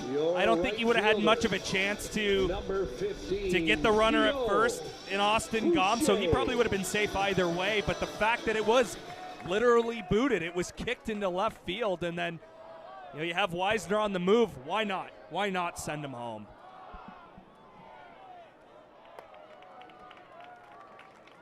Boucher takes ball 1. Red Sox starting to get some stirring down that first base line now again. Struggling here, Bettis offering to Boucher at the knees for a strike. Still nobody out in the inning. Jackfish have crossed 2 already. And that whip isn't too pretty for Bettis coming in, averaging 2 hits an inning. Staying true to that. Double and a single give it up in this inning thus far. First 3 batters he's faced. Double, walk, single. And now Boucher. P.O. Boucher on the ground at first. That's booted by Savage. Able to corral it on the first just in time. Oh, it would have been a backbreaker for Brantford if they committed another error in this inning. Robert Mullen. Good job by Savage, though. Boots it, but knowing, hey, still got time to make this play on the first base. That's a big out for the Red Sox. Yeah, it is. Yeah, not only does Boucher move a runner to third base, but yeah, that's got to be an out all day. You know, it was a bobble, but a good job to stick with it. Good recognition from Bettis to get over there as well. You know, pitchers can on occasion get caught watching the baseball, but he was over there and ready to receive the throw. Robert Mullen smacks one right center field.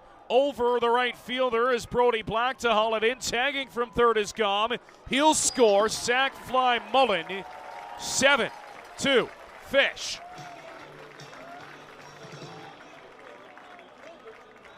Heck of an answer from the Jackfish. You go up 4, then you they get back 2, and then you just immediately answer again. You know, that's how great teams put away their opponents, is they quickly respond. As much as you wanted a 0 after going up 4, looks even better after you get those runs back plus more. And we've got the push-up count already started. It's only inning number 4. Barrett off the end of the bat to short, gobbled up Lefebvre on the first in time, and they get out of it. Fish respond with 3. As they go up 7-2, we head to inning number 5 here at the pond. Let's head to field level, though. It's time for a little donut action here in Welland. We'll step aside. Jackfish on top here on a thirsty Thursday in Welland. Stack and dash.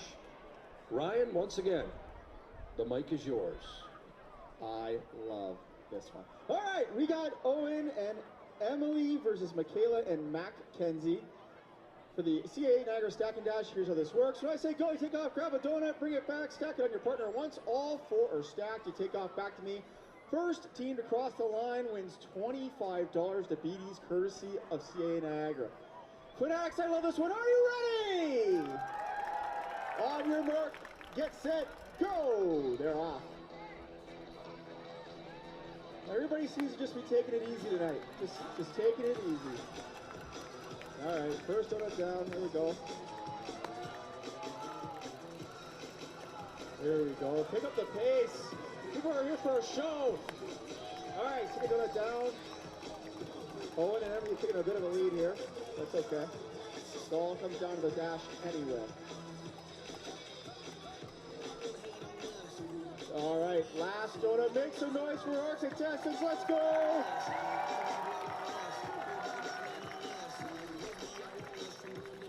And they're off. Mascot. All right. Well, they tried their best, but Owen and Emily are taking home the gift card. Congratulations. Thanks. Make some noise one more time. We will be back.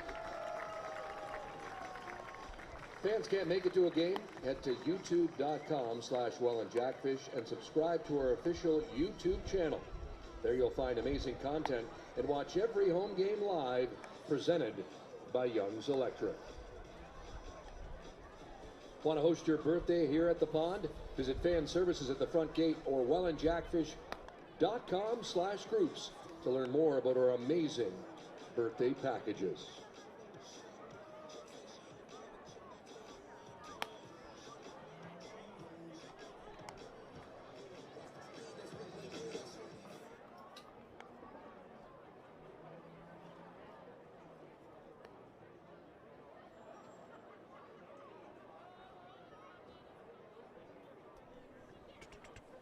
Back inside the pond here on Thursday night.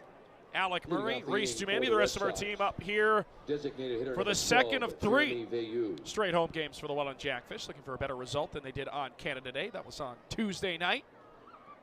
already off to a better start offensively. First pitch from Dominguez going to be smacked into left field.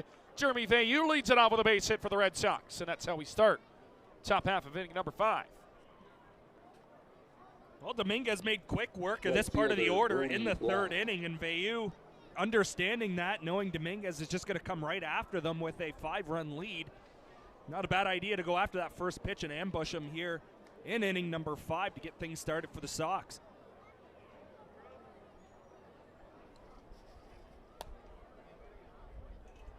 Inside, Dominguez offering 1-0.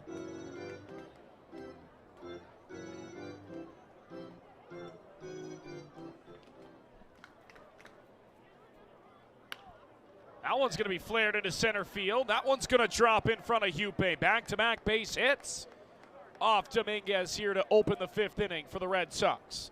And they're in business, bottom of the order, as this will bring in Lucas Lefebvre with 2 on and nobody out. Now you wonder if you start to see some stretching down the Jackfish dugout. As Robert Mullen will go have a mound visit. Should give a shout out to actually told us that during his rain delay he had to tune into his favorite broadcasters across the pond, Massachusetts in Boston. Yeah, I sometimes have trouble saying Massachusetts. There you go. I do have to slow it down for myself. So during Jake's rain delay, he decided to tune into his favorite team. No shade to Ottawa, by the way. No, not at all. But it's not the pond. It's not the pond. 1-0. Hot shot to third. Porch has it to second in time. I'm surprised he didn't tag the runner on his way to third.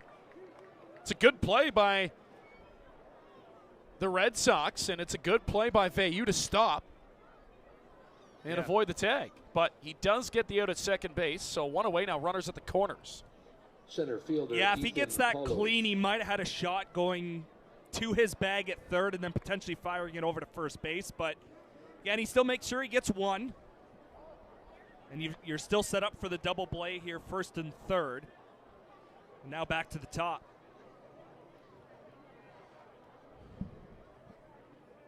Ethan Bolos is 1 for 2 tonight. Comes up empty on the first offering, 0-1. Yeah, you're seeing a lot more early swings and at-bats from these Sox hitters. Now 3rd time through the order. 2nd time it was 7, 8, 9 going after pitches early in counts. Paolo's doing the same thing. Chopper up the middle. Nice play. Wisner steps on second. On to first in time. Twin killing to get out of the inning. And Dominguez gets out of it unscathed in the 5th. We enter the bottom half of inning number 5. All fish here tonight. 7-2 Welland on top. And join Cluck.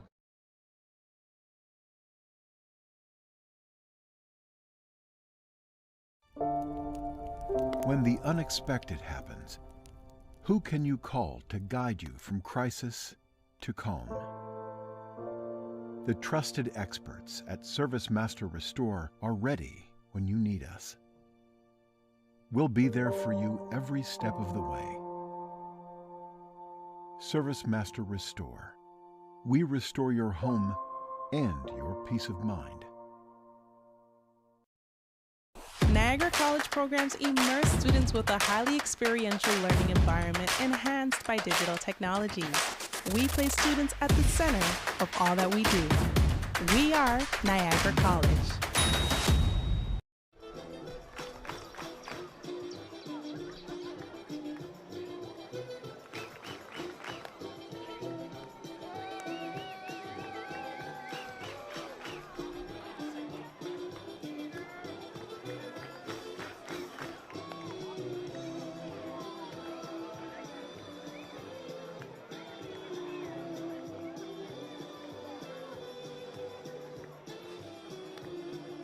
Yes, indeed. We can visit Wings Up well on 205th Street or online at wingsup.com.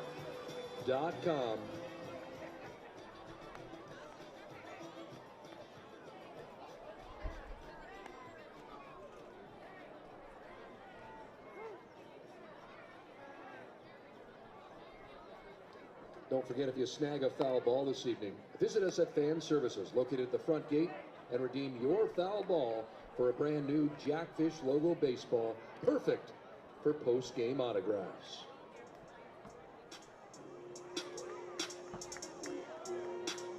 Leading off the 5th inning for the Fish, third baseman, number 10, Mateo Porcelato.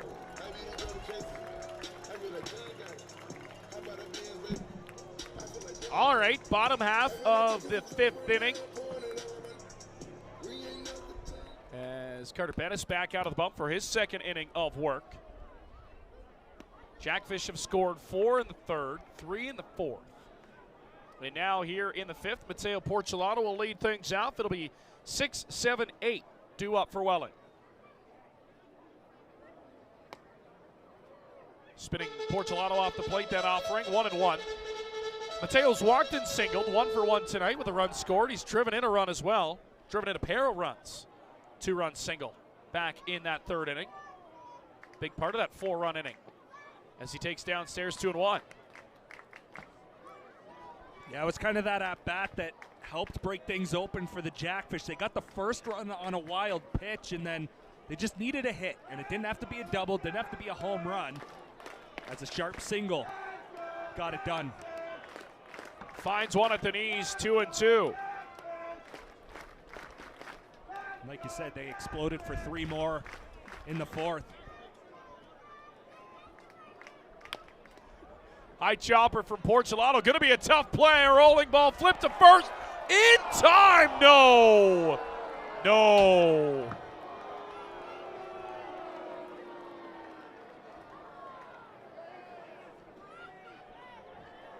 In a close game, Reese, that's a bigger deal than it's going to be here.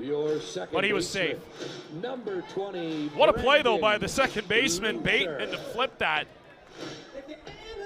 But you don't get Porcelato out on that play. No, that's the only option he had, really. If you try and transfer it all, he's safe by 10 miles. Yeah, I don't...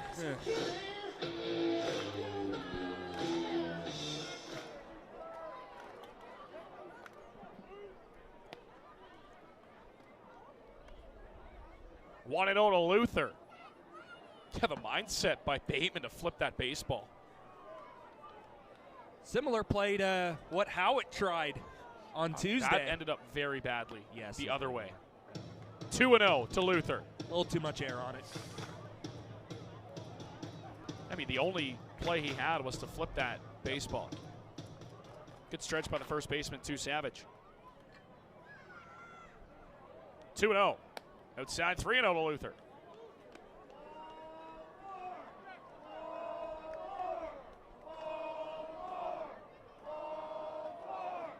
And the command for Bettis really hasn't been there. And when he's been in the strike zone, it's been too much of the strike zone. Gets an automatic take, 3 in a row there.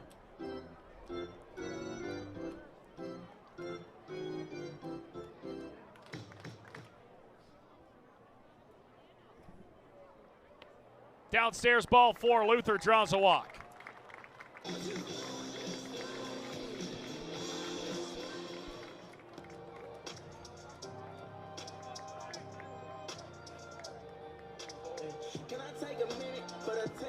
The designated hitter, number 25. It's the 6th walk the Jackfish have drawn tonight. And it's the 2nd off of the Sox reliever Bettis. They got 4 off of the starter Arbaugh.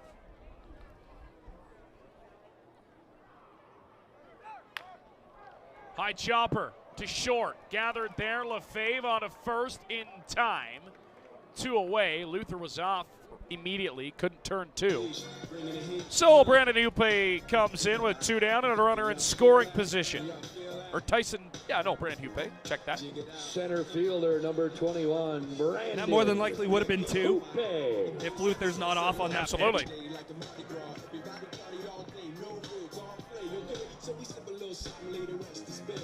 Hupe shot a double to the right center field gap his last time up. Just a nice simple swing, made good contact. Let's see if he can do it again. Like we said when he got that base hit, sometimes all it takes is one hit to kind of get out of a slump and turn the page. Here is Hupe. 0-1 pitch on the way. Sends that one deep to center field. Polo's back. It's over his head and over the wall. Ground rule double. And Brandon Hupe, there it is. One swing sometimes is all it takes, and Hupe's got his second double of the night. Make him 2 for 3 as he drives in a run. Number 4, Jonah. And the Jackfish take an 8-2 lead. And that puts Hupe up to 16 RBIs on the season as well. Had a hot start to the season. But yeah, one swing. That ball was drilled to center.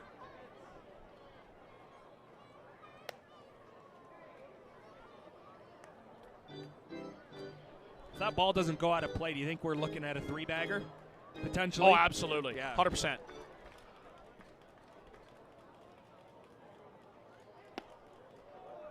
unfortunately, it was hit to the area where it says 400 on the outside or on the inside of the wall. Junior Ibarra has homered in Kitchener. 6-3 Chatham-Kent. Lead at Jack Couch in the bottom of the 4th inning.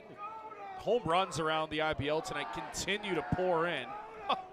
All that scoring in Chatham-Kent has been on long balls. Or in Kitchener, I should say, has been on a long ball. And the Barrie Baycats leading Guelph 4-2. Jonah Weisner puts one into center. That's going to drop in front of Polos. Hupe's around third. He'll score RBI single. Jay Wise. And the Jackfish tack on another, make it 9-2 Welland.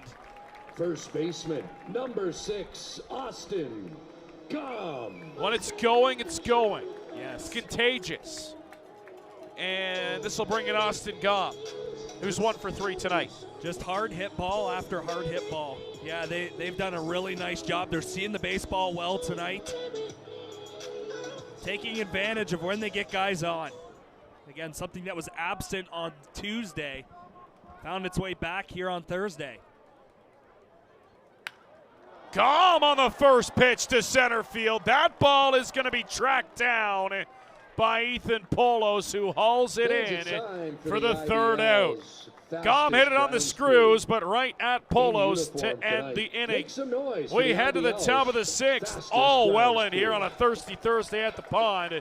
Jackfish on top of Brantford. We'll step aside.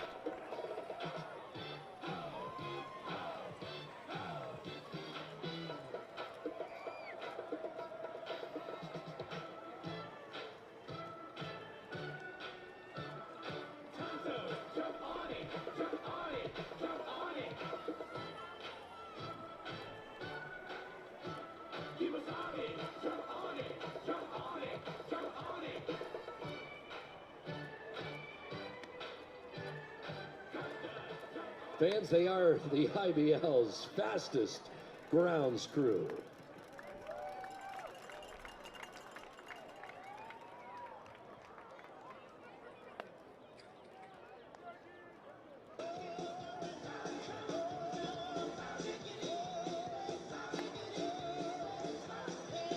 Let's hear you, Fanatics.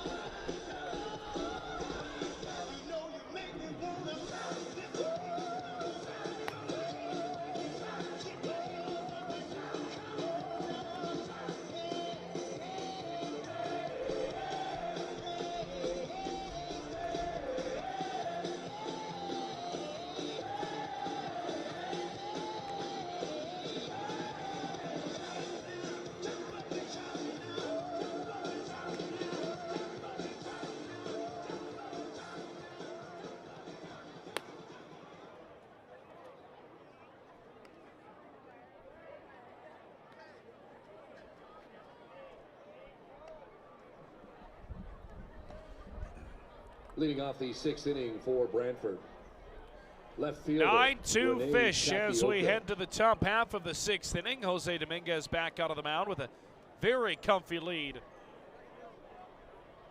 As we'll go 2-3-4 here in the top half of the inning. As Rene Takioka will lead things out for Brantford. First pitch is outside from Dominguez.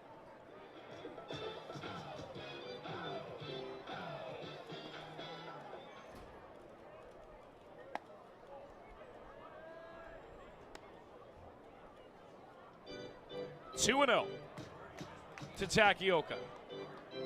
Struck out, walked, and scored back in the 4th. So for 1 tonight. Comes up empty, 2-1. And for Dominguez, you can just pitch to contact here. He's that guy anyways, but we've got a healthy 7-run lead. Chuck it in the zone, that's what he does. Takioka fights it off, deposits one into center field. Leadoff man aboard here in the 6th. Second baseman Lucas Second Bateman. straight inning, they've had the leadoff man on for Brantford. And that'll bring in Lucas Bateman. Yeah, and you know what? That's going to happen if you're in the zone, obviously, but he's been able to get a couple of double play balls, so he's going to look for another one here, and one of the men to ground into a double play is Bateman. Did that back in the 1st inning, so stay calm. Get a ball on the ground here and get yourself a couple of outs.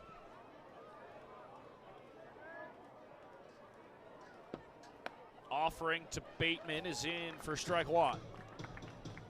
Lucas Bateman tonight, he hit into that inning-ending double play in the 1st. Singled and scored back in the 4th. 1 for 2 tonight.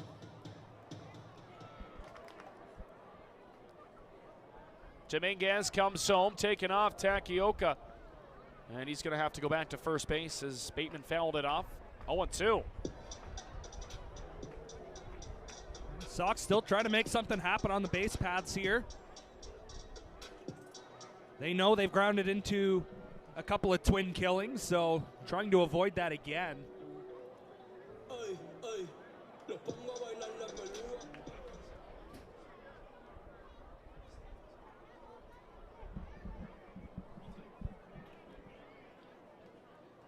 0-2 on the way from Dominguez. And he's able to hold off. Takioka was taken off anyways. He'll advance at a wild pitch.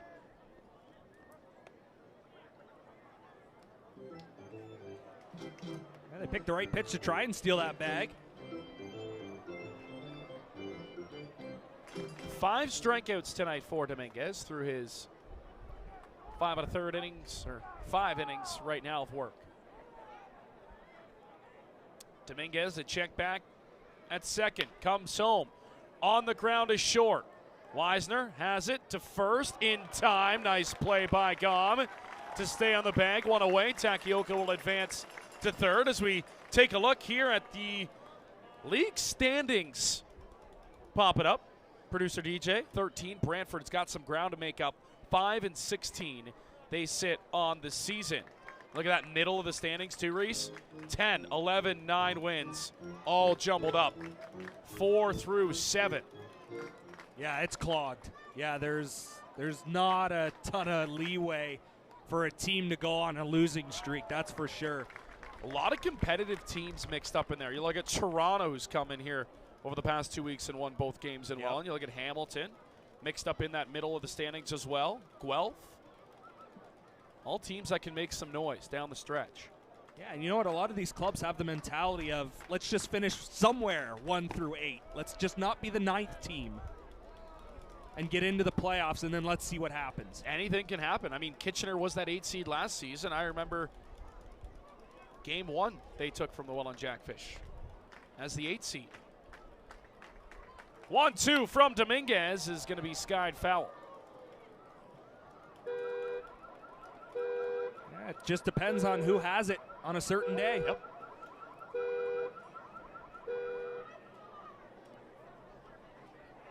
But yeah, as long as you finish 1 through 8, you give yourself a chance. Just get in, and you worry about the rest later.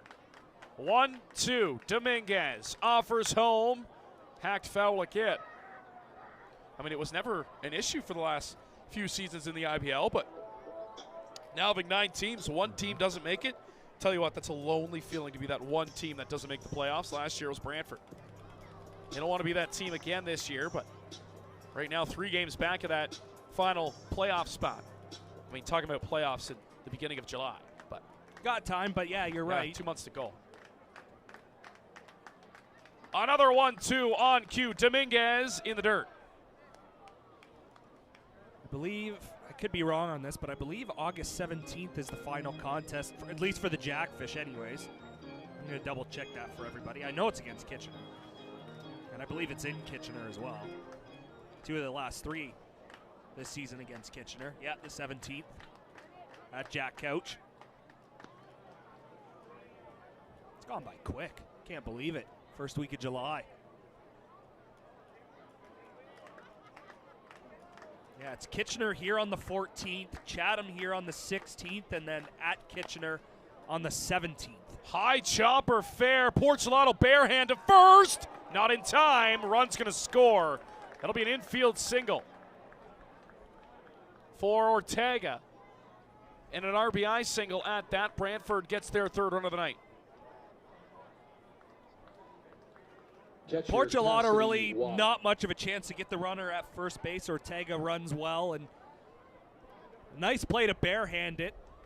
Just a little bit late, though. And for the Sox, you're off on contact from third base. Jackfish, of course, not gutting a guy out up 7 runs at home. So you just try to get the out at first base. Just wasn't hit hard enough. Brantford does have 7 hits tonight, but Dominguez has done a good job at scattering them. Welland's got 8, but they also have 9 runs to boot. Yeah, other than the first time through the order, the Sox have had really good at-bats against Dominguez. But he was just so efficient and so good through the first 3 innings. 1-1 and a called strike to Cassidy Watt.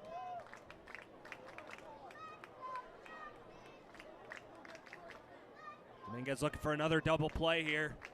Trying to get himself a ground ball. Comes home and on the hands of Watt, who fouls it off. 1-2. Let's go. Let's go. Let's go. Let's go. Dominguez's pitch count is still in great shape.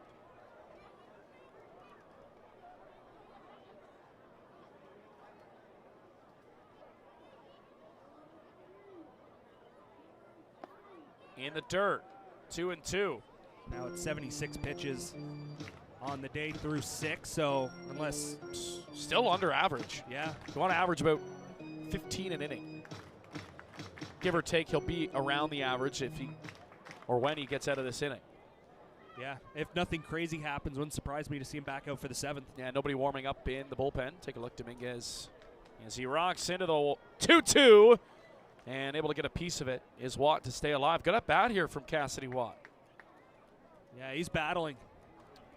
He had himself a nice game in Chatham-Kent on Canada Day, as did much of his Red Sox teammates.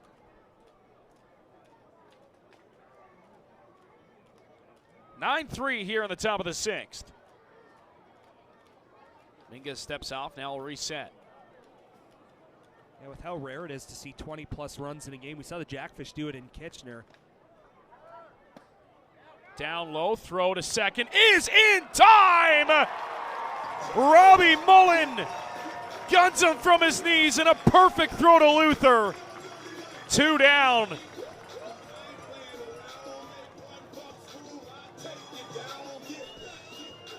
If that throws anywhere else, he's in there with a stolen base. Yeah, that couldn't have been in a better spot. Mullen with a hose down to second base.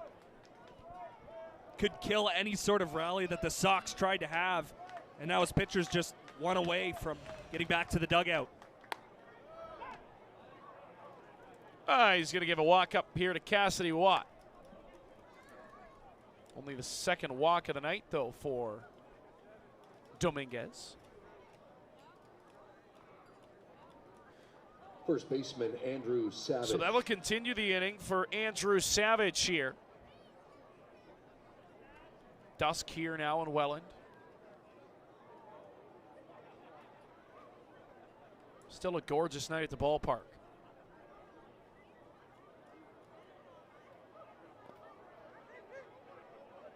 As Dominguez pounds another one into the dirt. 1-0 to Savage. I believe Halen Nola's taking the sweater off.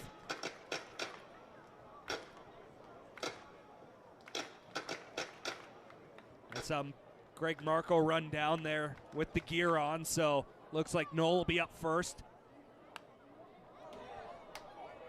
We were ready for that one. Fouled off up top. It's going to land on the other side of the press box. 1-1 now the count to Savage.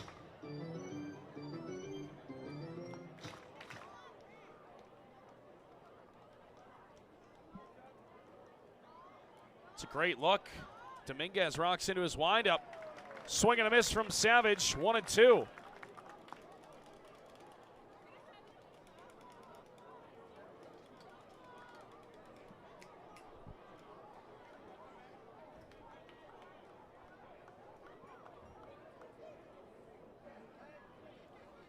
He's gone to 2 strikes.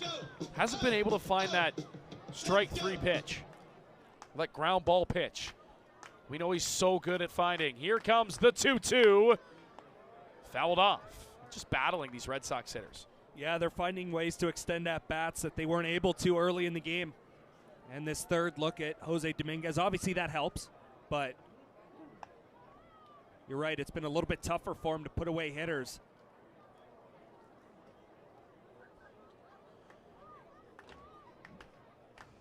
Which with these extended at-bats for the Sox, they will be thankful when he exits the game, and it might be sooner because of these battles.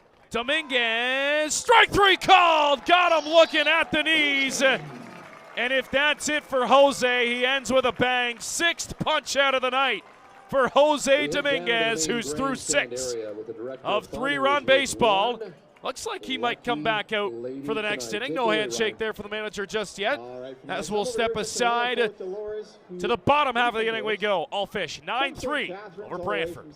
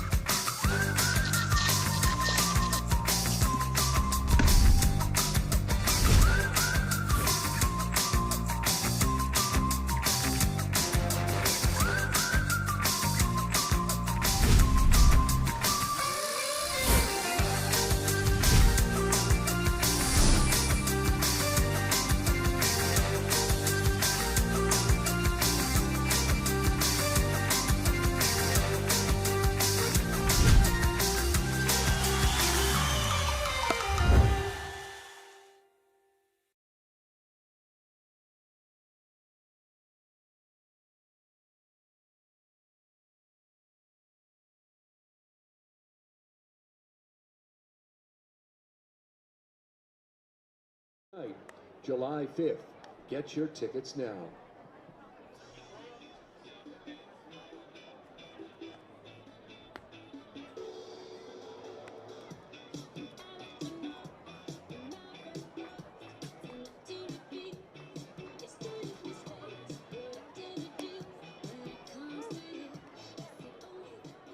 Your attention, please. Now pitching for the Brantford Red Sox, number 16, Colby Klepper.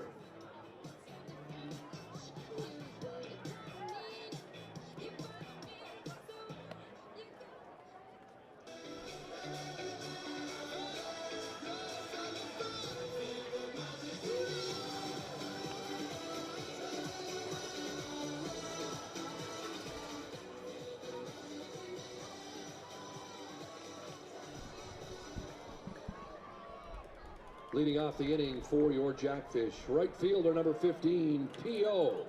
Boucher. P.O. Boucher will lead things off against a new pitcher into the ball game for the Red Sox, Colby Klepper. Third pitcher Bottom of the 6th. Jackfish up 9-3. As the righty delivers his first offering, is outside for ball 1. Game number 11 of the season for Klepper. He has a record of 1-4, 17 in the third innings pitched, ERA at 3.63. Not too shabby for the right-hander. He's got a bit of pop, too. Yeah, pretty decent fastball on him. Probably the hardest thrower the Welland Jackfish will see or have seen thus far tonight. 2-0 count, though, to Boucher. Offering is high, and it's 3-0.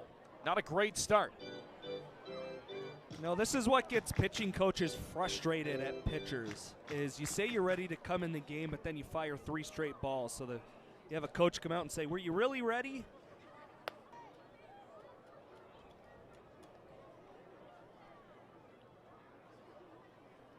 Look out. Boucher got hit on that guard, and oh no, the catcher now, Cassidy Watt. Did he get a piece of that? Watt down in a heap behind home plate.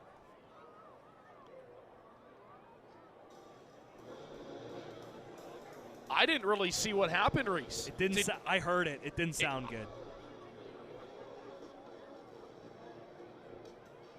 Yeah, I'm not sure if it was a cross-up. He just missed his spot, whatever it might be, but that'll hurt. Take a look here at our replay. Oh, yeah, just looks like on the inside of that right leg of Watt. No protection there.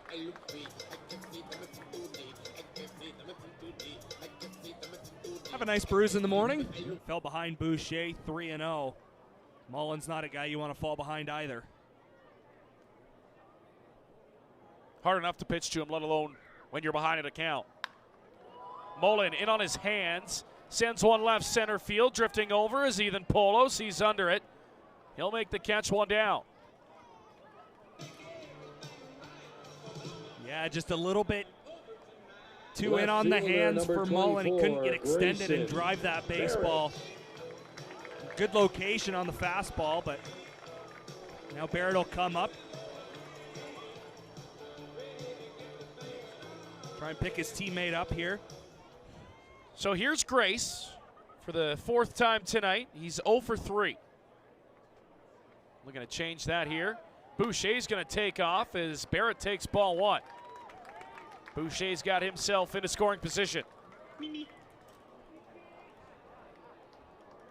Yeah, he had that stolen the minute he took off. Just wasn't being paid attention to over there at first base. Grayson Barrett in a 1-0 count. Chops one down the first baseline in fair territory. Flip on to first. Savage completes the out. 2 down.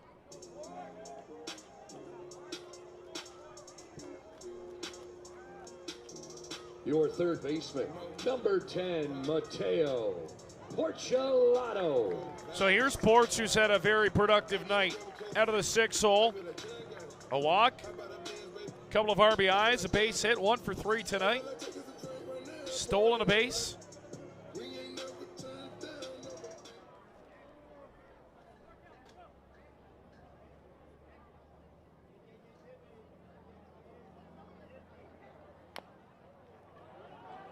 Going to be a tough play off the mound. It's going to be booted by the pitcher. Klepper, no play. It would have been tough if he picked it up clean with Porch running regardless. It's going to be an infield single for Mateo, his 2nd knock of the night.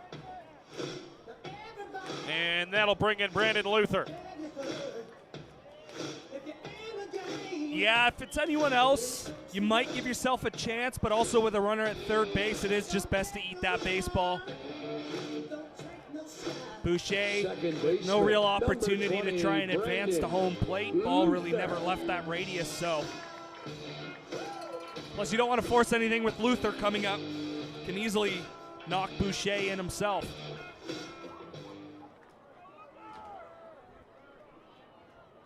Two down. for Brendan Luther. Runners at the corners. Porch is going to go ahead and take second. Another stolen base for Mateo.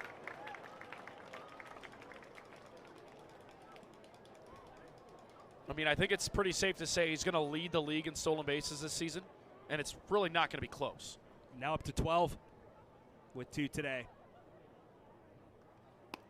Pitch draws outside. 1-1. And now a base hit would put 2 on the board.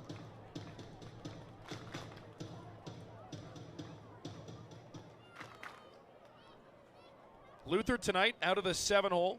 I mean, he's productive wherever you plug him in. He's had another excellent night at the dish tonight, has Luther. He's walked twice. He's singled. He's 1 for 1. He's driven in a run. He's scored a run. And back in the 5th.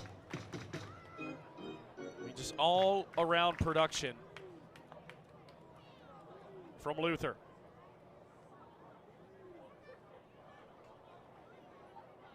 Two and one on the way. Luther fouls it off, 2-2.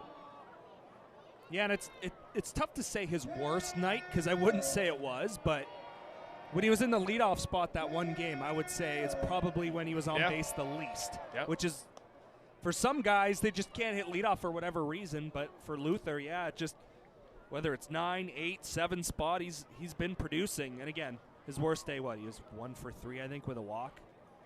Producing at an all-star level out of the bottom of the order for the Welland Jackfish as that one bounces in, and it's a full count. I mean, he's right up there in the running. It's got to be between him and Evan Morrison. Absolutely. That's the toss-up. Yep. I mean, 2 players. I mean, Morrison, most nights more than not, will bat leadoff for Chatham-Kent or upper in their top 3. Mm-hmm. I mean, both crazy contact numbers, both ton of speed, both really good defensively. Flip a coin with who you want. That's ball 4 to Luther. I mean, Morrison, for me, has been so impressive just because he comes from college, not even college baseball, like OCAA baseball, right? So that's impressive to go from that level to this level and be as productive as he's been in the IBL in Chatham-Kent. But I mean, flip a coin. Who do you want? They're both going to be there. One's going to back up the other. Exactly. Yeah, exactly. Yep. They're the top 2 in the league. This happens, they're both on the same side of things as that's delivered upstairs, ball 1. Yeah, there's certain guys on the All-Star ballot where you're like, oh, why can't they just be in different divisions or on different teams so we can just both see them start?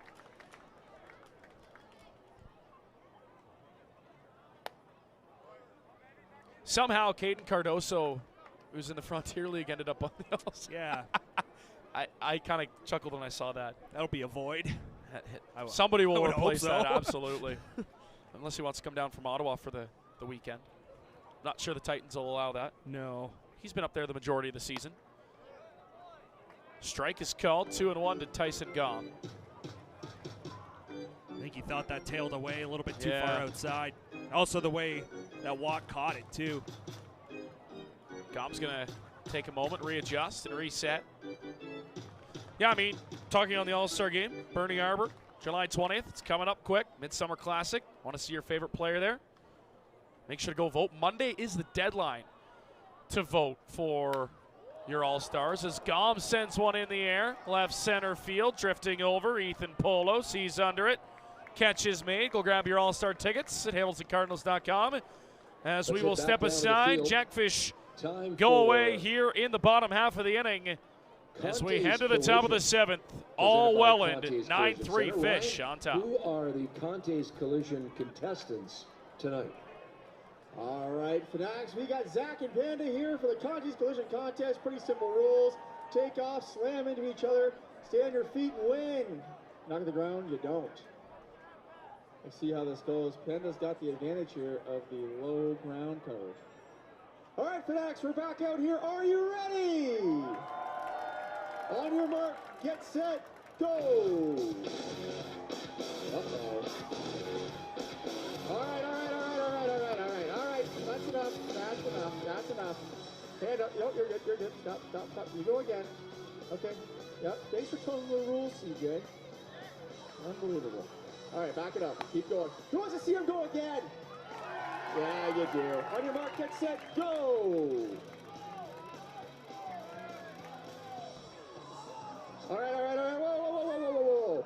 You didn't get it the first time. Come on. All right, get him way back there. That's the last time. You got to go down. Someone's got to go down. Here we go. Keep going, Zach. Here we go. Make some noise for our contestants. On your mark, get set, go! Go.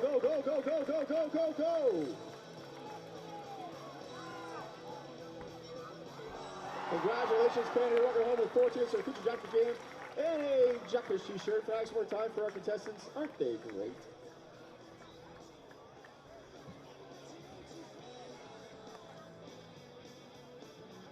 Fans, don't forget, Welland Stadium stopped serving alcohol at the end of the 7th inning. This is the bait shop or Miller Lite dugout and enjoy an ice cold tall boy. Please respect the rules. Help us maintain a positive atmosphere for each and every one of our Welland back half of the ball game. Take a look on your screen. Halen Knoll, new pitcher into the ball game. First call to the bullpen tonight for the Welland Jackfish. There are Knoll's numbers. Hasn't been spectacular, but looking to switch things around here tonight. Similar to Brandon Hupe, all it can take is one good outing for a pitcher, 3 up, 3 down inning to kind of get into the groove of things. And they'll give the ball to Knoll here with a substantial lead, 9-3. He'll get the 7th. We'll see if they go more than that, depending on how it goes. He will get 7, 8, 9 in the Red Sox lineup, too. Mayu, Black, and Lefebvre, the scheduled hitters to face Halen Knoll.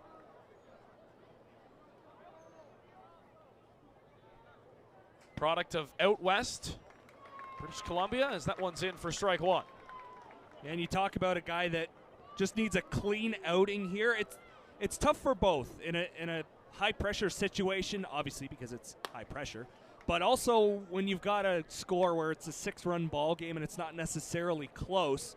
You know, some guys struggle in those situations, and they're only good in high-pressure spots. So you're right. If Knoll can get a clean inning here, it might lead to a little bit more consistency. Oh, boy. Shot right back up the middle. Vayu, base hit for the 3rd straight inning. The leadoff man's aboard for the Red Sox. That was a right back at Knoll. Vayu's hit a couple of baseballs hard tonight. Right fielder, that being hit number 2. But, yeah, that'll bring Knoll into the game. Hard comebacker for sure. Now he's awake. And this is the part of the lineup that did some damage against Dominguez in the 5th inning. Vayu single, Black single, albeit Lefebvre hit into a fielder's choice, but 3 guys that put the ball in play.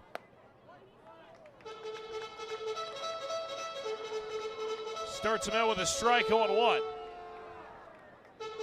And again, with a lead like this, the Jackfish do have the freedom to be a little bit more in the zone, not necessarily trying to pick the corners. I mean, just attack guys, right? Yep. Yeah, let your defense help you out. Absolutely.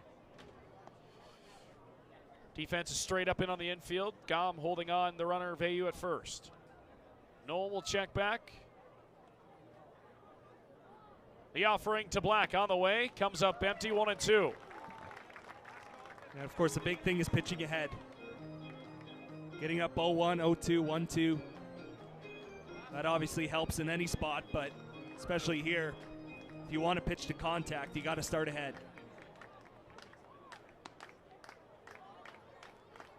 1-2 on the way from Knoll. Got him swinging, strike 3. Halen Knoll bounces back. First out here at the top of the 7th. That was a nice job to get Black off balance there. Went soft to get the strikeout. It's a nice answer after the hard hit single up the gut. So Lucas Lefebvre now stepping in. Shortstop out of the 9-hole tonight. He is 0 for 2. Strikeout back in the 3rd. Grounded into a fielder's choice in the 5th.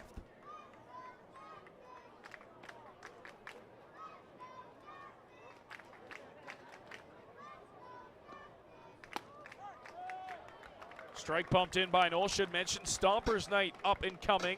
It's going to be a really fun night at the ballpark.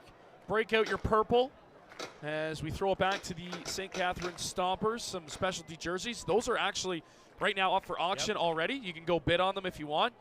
And man, are they sharp-looking uniforms.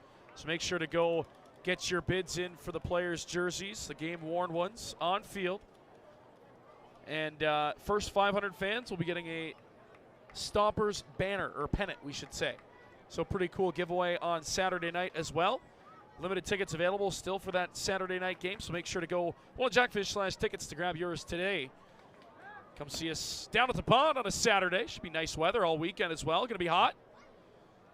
It's going to be like 30 degrees on Saturday, so it'll be toasty, but beautiful weather for baseball. And a great opponent coming in Chatham-Kent, first time this season. I mean, it's going to be a great game. I hope they wear the black pinstripes. Man. Love those South Side jerseys. Yeah. Something about a black jersey with the pinstripe. Swing and a miss. Noel back-to-back strikeouts here in the 7th. 2 down. That was just nasty from Noel there. Both Ks have come on that pitch. Just getting these Red Sox hitters off balance and making their life difficult. And again, getting up 0-2, getting up 1-2 helps you into that situation. And for a guy that needs a clean inning and a donut on the board, he's looked good other than that single. That one's going to go opposite field down the third baseline. That's going to be extra bases for Polos, who's into second. Wasting no time to attack Noel Polos with his second hit of the night. Make him 2 for 4. 2-out double. And that'll continue things here in the top half of the inning for Rene Takioka. Yeah, I mean, probably your IBL matchup of the week as well. We're going to get a pinch hitter here, I think. Reese. Matt Torreson is going to pinch hit for the Red Sox here. Grimsby native. Matt Torreson.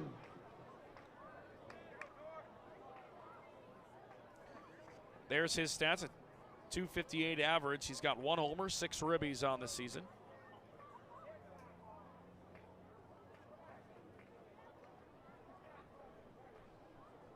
Assuming he'll take over in left field defensively as he takes strike 1 from Noel. Yeah, I'm surprised he didn't go after that first pitch. Palos did a nice job recognizing that Noel's in the strike zone early in counts, and he went after that first pitch. I thought we'd see the exact same thing here from Torreson. 2 on, 2 out. Noel trying to work a clean inning. Pumps in a strike at the knees, and it's 0-2. Be a really good momentum boost for Hale and Noel to throw up a 0 here in the top of the 7th. Yeah, and I don't think it'll matter that the 2 hits either. I think the 0 is the big thing for him. Absolutely. You're right. You look at the score sheet, and you see a 0 next to it. 0-2 from Noel. Bounces it in the dirt. Tried to speed things up there as well. Throw the timing off of the hitter. Might see that breaking ball here now from Hale and Noel. See if he can get him to chase. Noel comes set on the mound. He'll offer a 1-2. Half swing, did go back to it. Little excuse me, foul off for Torreson. We'll re-rock into the 1-2 count. I'd go back to it, but out even further into that left-handed batter's box. That was the spot where he got his previous 2 Ks against Black and Lefebvre. Another 1-2 from Halen Noel on the way. He got him! Halen Noel strikes out the side in the 7th inning. And it's time to stretch it. Here in the Rose City, 9-3 Fish. As we step aside here in Welland and take me out. Thank you so much, Rodney. Okay, we're all going to the ball game tonight. We want you to stretch your legs or your arms, but for sure, stretch those lungs. A 1, a 2, a 3. Take me out to the ball game. Take me out with the crowd. Buy me some peanuts and Cracker Jacks. I don't care if I ever get back. And it's root for the Jackfish. If they lose, it's a shame, 'cause it's at the old ball game. All right, go Fish, go!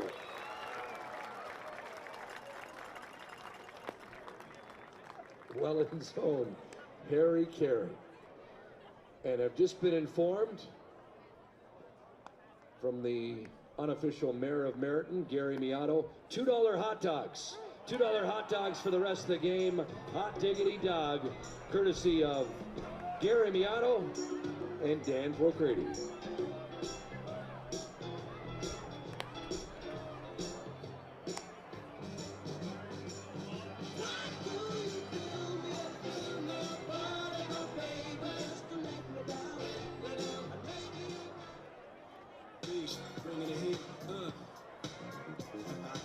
Leading off the 7th inning. Does it really get better, Reese, than $3 Newark Tallboys and $2 hot dogs tonight at the pond?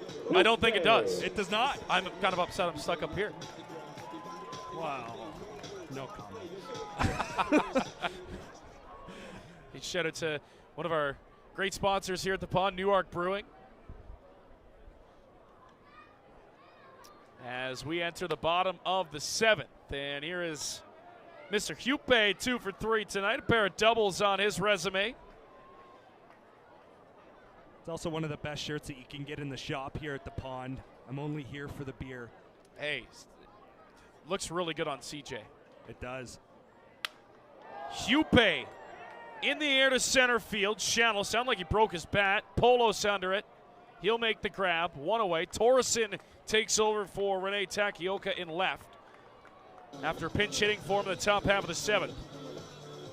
Jonah Weisner will come in. I mean, regardless, this is a great night for Brendan Hupe. Yeah. Now get back on track. Shortstop, number reset. 4, Jonah. Couple of well-struck Weisner. baseballs. Making contact. Feel good for him and move on, see if it continues on Saturday. Yeah, and even that one was a good swing. He just got it off the end of the bat a little bit too much, but I thought he put a good swing on that ball. It's tough to be mad at a 2-double day.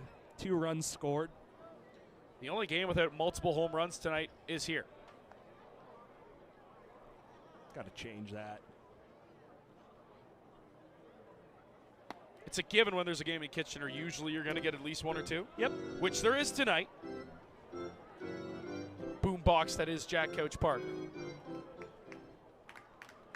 We'll go around the out-of-town scoreboard here momentarily as Weisner gets set for his offering. Oh boy, that hurts. He's got that guard right on that lead foot. He's right back up, seems to be all right. Fans Crime Stoppers of Niagara winners tonight. Kids winner, Evelyn Diltz. Jersey winner, Bill Miller. Evelyn Diltz, Bill Miller, please just report a stroll to the Crime for Stoppers of Weisner. Niagara Try and table immediately. shake that one off. He'll get the time to do it too. So Chatham Kent has another home run tonight. 10 for Barnstormers in the top of the 7th. Spencer Morin homering. So Chatham having a nice little bounce back game after their tough Canada Day loss to this Red Sox team. And it is all Barrie tonight. That game being played in Barrie.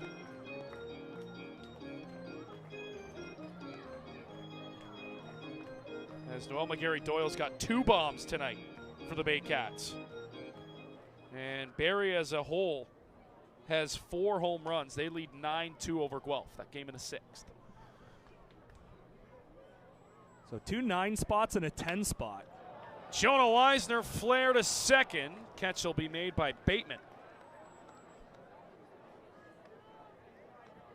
Your first baseman, number 6. Jonah Weisner tonight. Talk about the top of the lineup having to reset. I mean, 3 hits in 16 at-bats a couple of nights ago on Canada Day, Reese. Yep. Jonah Weisner out of the leadoff spot once again. 2 for 3. 2 2 walks in there as well. He's scored, driven in a pair. He's been on base 4 times. Look up the definition of leadoff hitter. His name pops up. So it doesn't really matter where he slides into the lineup, but I love him at the top.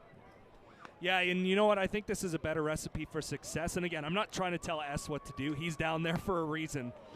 But I do like having Weisner in that leadoff spot. And I think Boucher's starting to get a little bit more comfortable here in Welland, too. That he's got the pop to do damage in the 3-hole. So I like this combo, or trio, I guess you could say. Austin Gom has had a good start this season in Welland.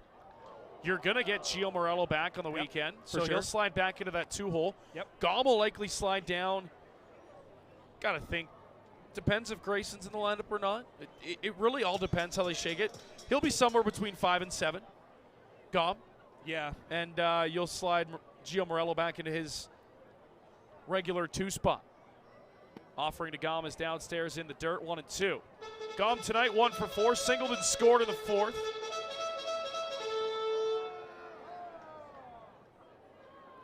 I know the fans are probably not too thrilled to not be able to chant Gio for the last 2 games.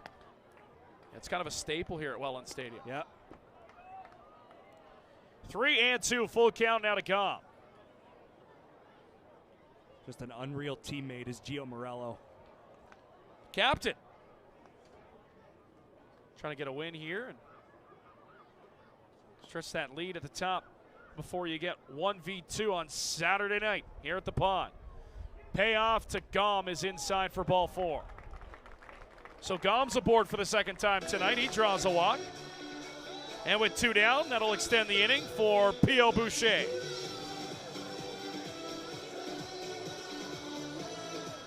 And after starting his night with a couple of swinging strikeouts, it's been number 15, a single, a hard hit ball that ended up in a line out, and now a walk. So the more opportunities you get, you can't worry about what happened in the past, and Gom's done a nice job of that as this game's gone along. Boucher under it on the first pitch. Lefebvre is under it to make the grab, inning over, so they give up the single. Fans, it's called to Jonah musical Weisner. Chairs. And that's about Always it another fun one here for at the Welland Pond. Jackfish here as we head to the Chairs 8th are inning. getting set up. Welland on Director top, of Funds 9-3. ready The to go. offense has come to play tonight as we step aside here in the Rose City. Ron, Jody, and Ishi for musical chairs for a chance to win a oil change courtesy of Elevate Automotive Truck and Trailer. Pretty simple rules. You know how it works. DJ, hit that beat. Let's go.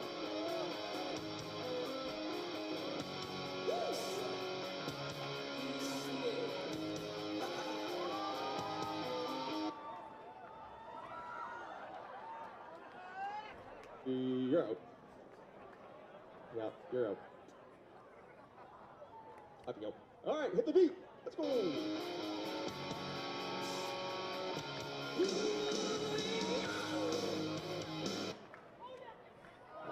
New York, you're gone. All right, last 2. Come on, make some noise for our contestant. Down you go. Hit the beat.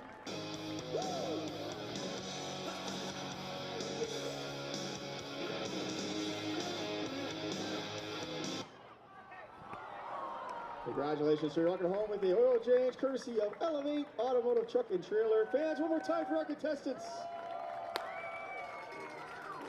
Fans, don't forget to join the Jackfish again this upcoming Saturday night, July 5th. It's Stompers Night, presented by Crime Stoppers of Niagara. First 500 fans, Stompers pennies. Your attention, please. Now pitching for the Welland Jackfish, number 27, Euclides Lair.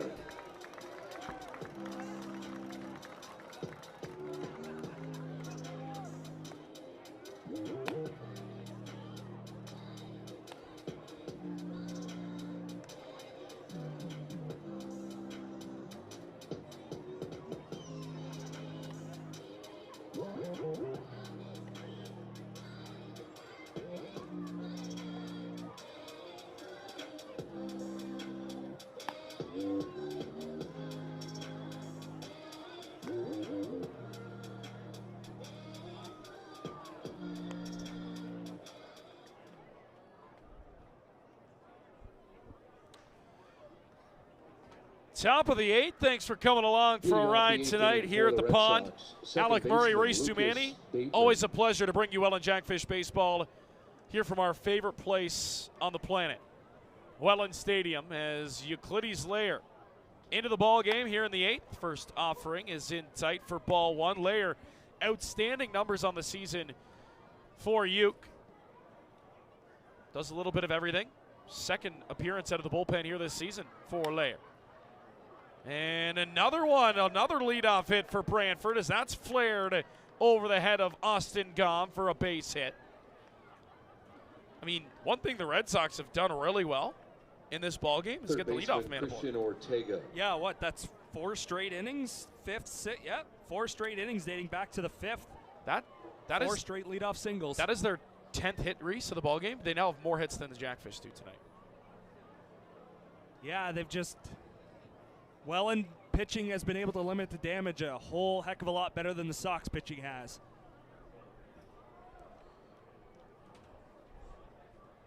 Layers offering in tight 1-0. Now you look at the box score. Erase the first 3 innings where Dominguez saw the minimum. Tons of traffic in the 4th inning. 5th inning, Jackfish got themselves a double play ball. But it's been non-stop traffic for the Sox since the 4th. Lair goes 2-0 to the cleanup man tonight, Christian Ortega.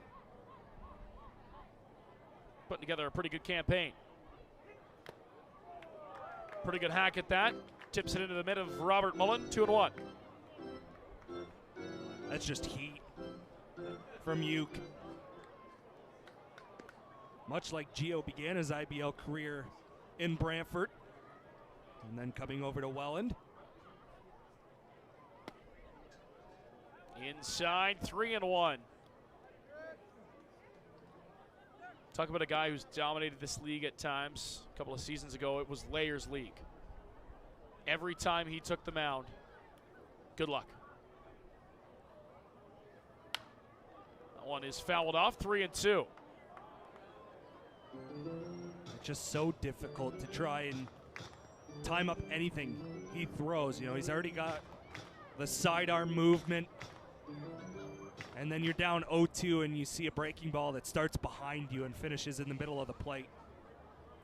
Layer's offering is high, and the first 2 have reached here in the 8th. Uncharacteristic of Uke. Now he's got to work with 2 on and nobody away for Cassidy Watt. Yeah, just got to take a breather here. Got to force at every bag. We'll pop up on the infield's a free out.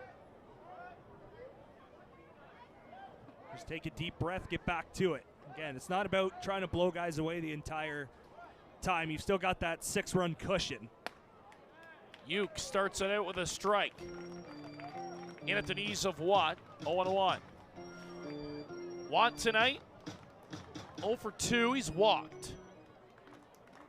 Grounded out and struck out. Showing bunt and sends it foul, now in a hole 0-2. Gonna catch the defense napping. It's obviously not a sign he's getting from his third base coach, or I would hope it wasn't. More of an instinct. I'd say a 9-3 ball game.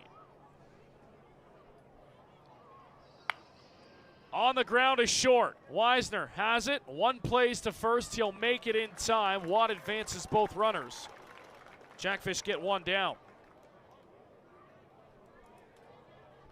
If that ball's hit a little bit harder, he might have had an opportunity to get Bateman at third base as the ball had taken him that way, but it did slow down on the way out to shortstop. So you take runs on 10 hits and an error tonight. Jackfish 9 runs on 9 hits. No errors. It's a big I was just about 0. to say that. Big 0 on the board, Reese. I'm with you. After a couple of games over the last 2 weeks or so where we've seen 4 errors for the Jackfish, and that included Tuesday, to put a 0 on the board there is huge for the confidence of the infield. 0-2 from Uke. See you later. Euclides Lair gets him swinging. 2 down here in the 8th. That's what you had just mentioned a few moments ago with how effective he was a couple of years ago. And it was his league. That's the kind of stuff he brings to the table. So here's Jamie Veilleux, the designated hitter tonight for the Red Sox. 2 for 3 on the night, a couple of singles. Struck out back in third.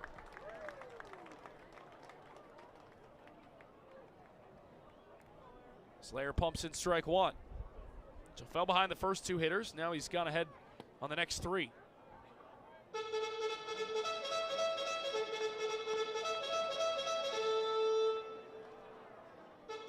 So much power in that right arm. It's so fun to watch. 1-1 from Lair. Chin music. That'll brush anybody off as Veilleux will take a step back, take a breath, and reset. Sweet chin music from Euclides Lair. Yep. 2-1 from Lair. Swung on and missed, strike 2. Then he throws that. Slows him right down.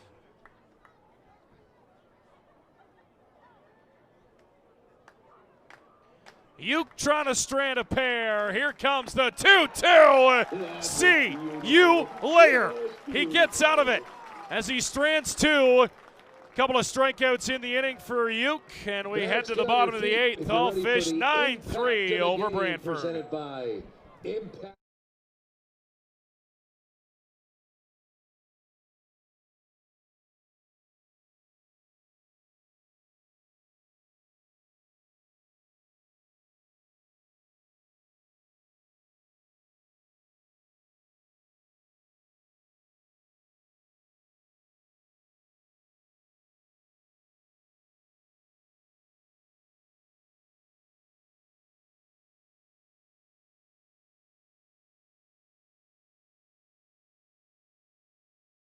Let me into my zone.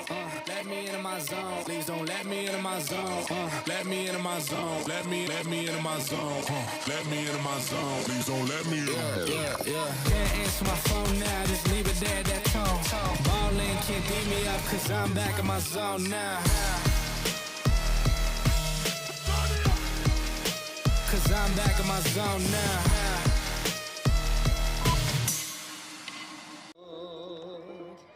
It was a rare bug and a rattling bug. And the bug down in the valley, yo. The rattling bug, the bug down in the valley, yo. The rare bug, the rattling bug, the bug down in the valley, yo. The rattling bug, the bug down in the valley, yo. The rare bug, the rattling bug, the bug down in the valley, yo. On this road there is a tree. A rare tree, a rattling tree, the tree in the book and the book down in the valley, yo. The rattling bug, the book down in the valley, yo. The rare bug, the rattling bug, the book down in the valley, yo.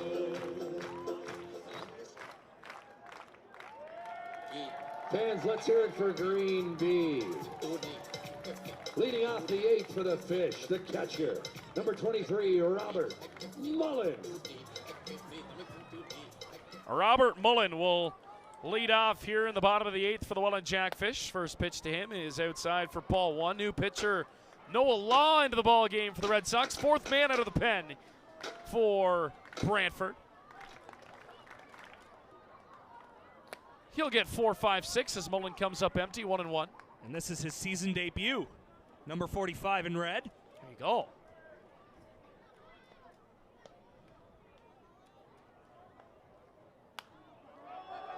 In on the hands of Robert Mullen. Playable possibly for Watt.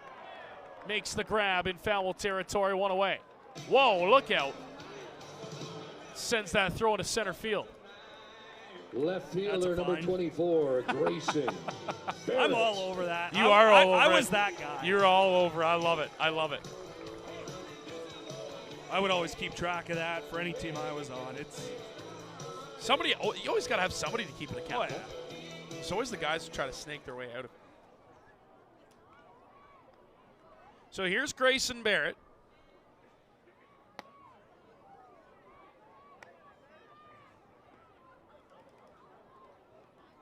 3 Jackfish are hitless tonight. Mullen, Barrett, and Gom.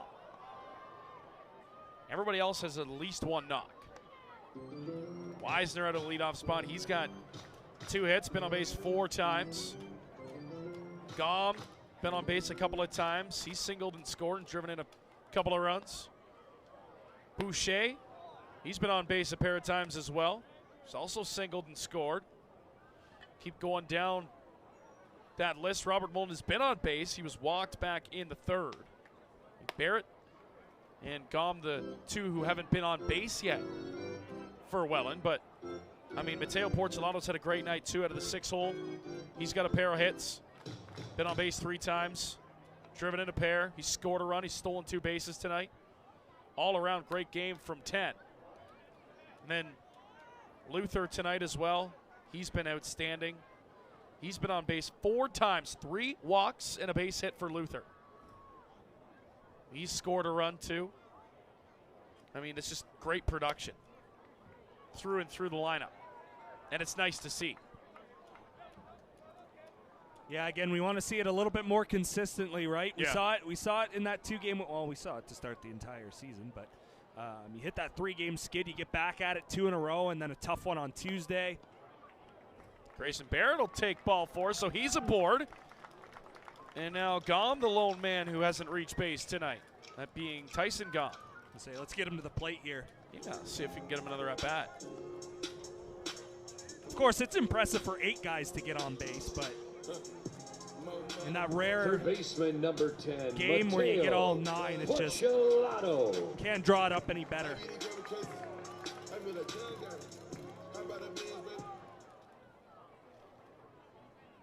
Four of 9 have multi-hit games tonight for Welland. This man being one of those 4. It's amazing to think that the first run of the ball game was a wild pitch. the way this team is produced tonight. I mean, and I think I'm most impressed. Of course, Jonah Wisner's been great out of the top of the leadoff spot. We talked about that, but 6 through 9. Yeah. You look at 3 of those 4 hitters who have multi-hit games tonight. 6, 7, and 9. Hupe, Porch, and Luther. All multi-hit games in the bottom 4 of the lineup tonight. As Porch will spin off.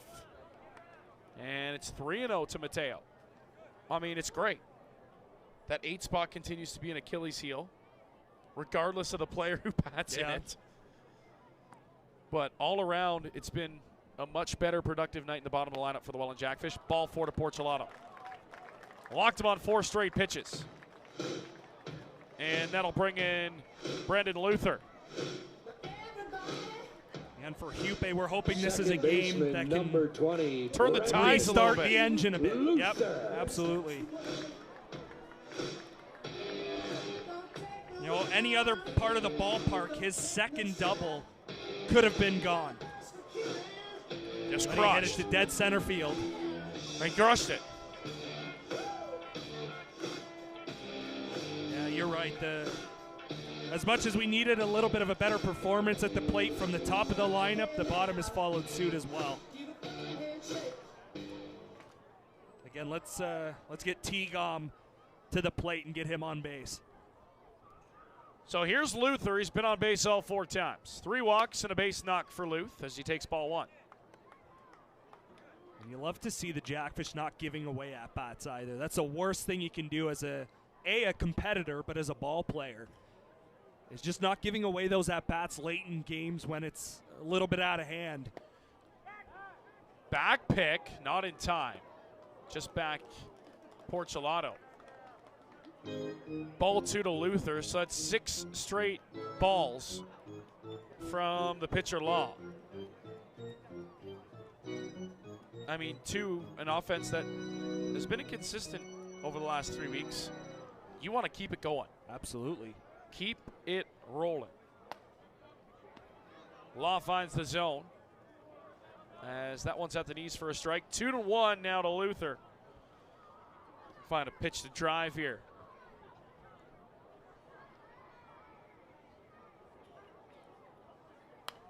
Goes after that one and fouls it off. 2-2. Yeah, you know what? You still grind those at-bats. You still take the extra 90 feet when you can. Keep playing the game of baseball. You know, there's no reason to let off at all. You want to keep this going into Saturday's game against Chatham. Luther right back up the middle. Bouncer going to be gathered up by the shortstop. Lefebvre on to first. Only play was in time. Runners advance to second and third, and that'll bring in Tyson Gaum.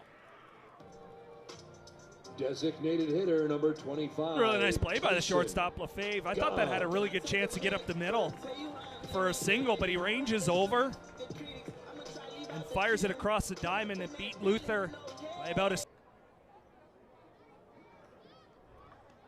So here's Gaum looking to reach base and complete all 9 starters, at least reaching base once here tonight.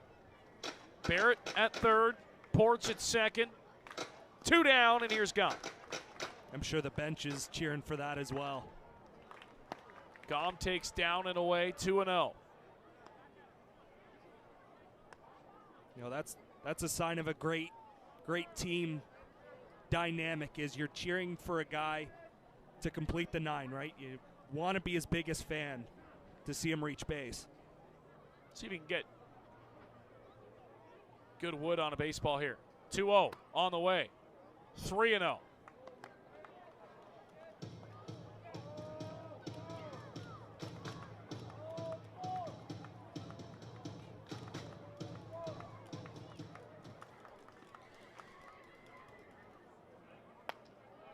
Gaum was taking all the way. 3-1 now the count. And even this would be huge for Gaum personally to find a way to reach base, right? Been limited playing time, only 30 at-bats coming into the game tonight. Outside ball 4, and every single starter now has reached base at least once for the Welland Jackfish tonight.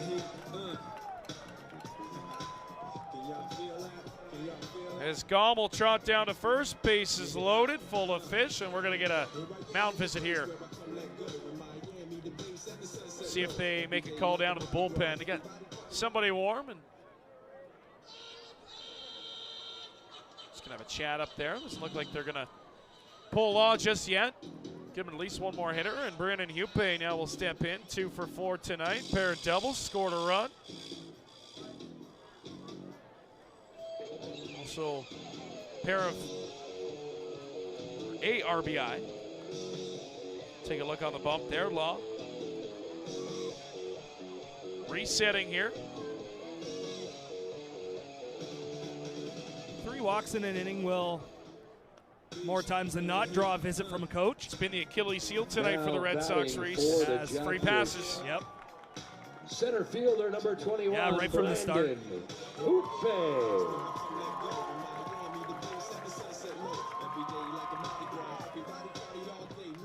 And there's been at least 3 or 4 that have been on 4 pitches. It's not like it's been a battle and, you know, the batter worked a lot. There have been some very uncompetitive at-bats from some of these Red Sox pitchers. So Hupe a chance to have an outstanding night tonight. Bases loaded, 2 down. Law trying to work himself out of a jam here in the bottom of the 8th.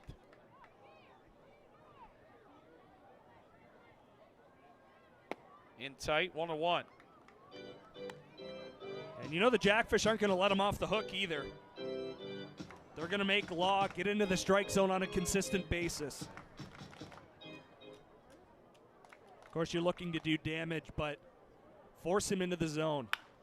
Hupe sends one left center field. That ball is going to hang up for Ethan Polos. But another good swing from Brandon Hupe. That will end the inning. We head to the top of the 9th. Last call for the Red Sox here in Welland on a thirsty Thursday, 9-3. Jackfish on top. Fans, your attention, please. Now entering the game for your Welland Jackfish, number 41, Davey Mendez.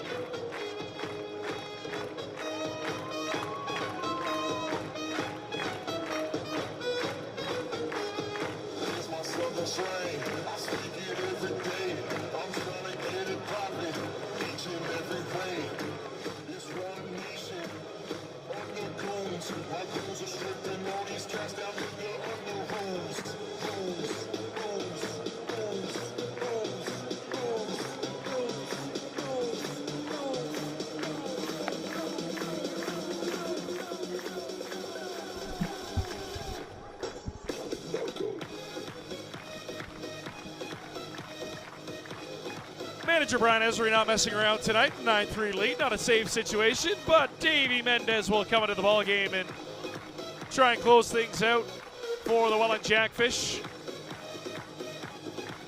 As Mendez will get 8-9-1 for the Red Sox. For Brantford, right fielder Brody Black. Davey some work here in a non-save situation. Yeah, one inning of work should still be okay for Chatham Saturday if needed.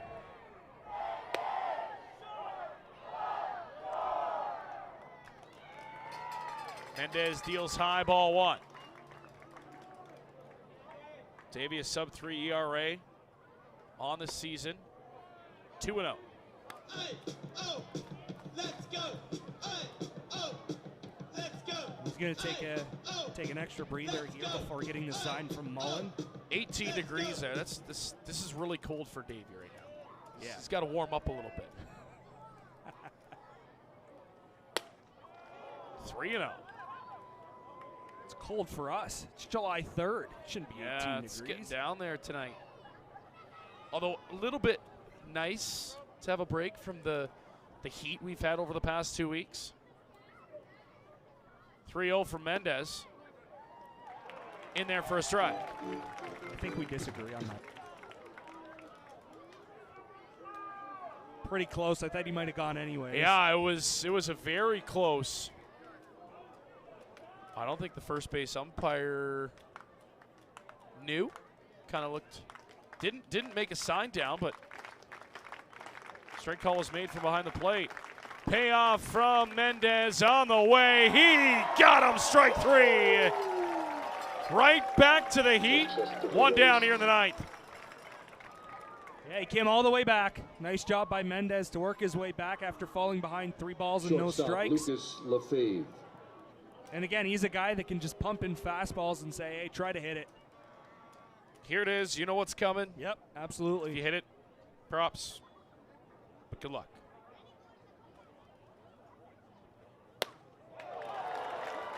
Hear that all the way from up here. 0-1. I think he's warm. Yeah. Lefebvre way behind. Stick with it. No reason to slow it down.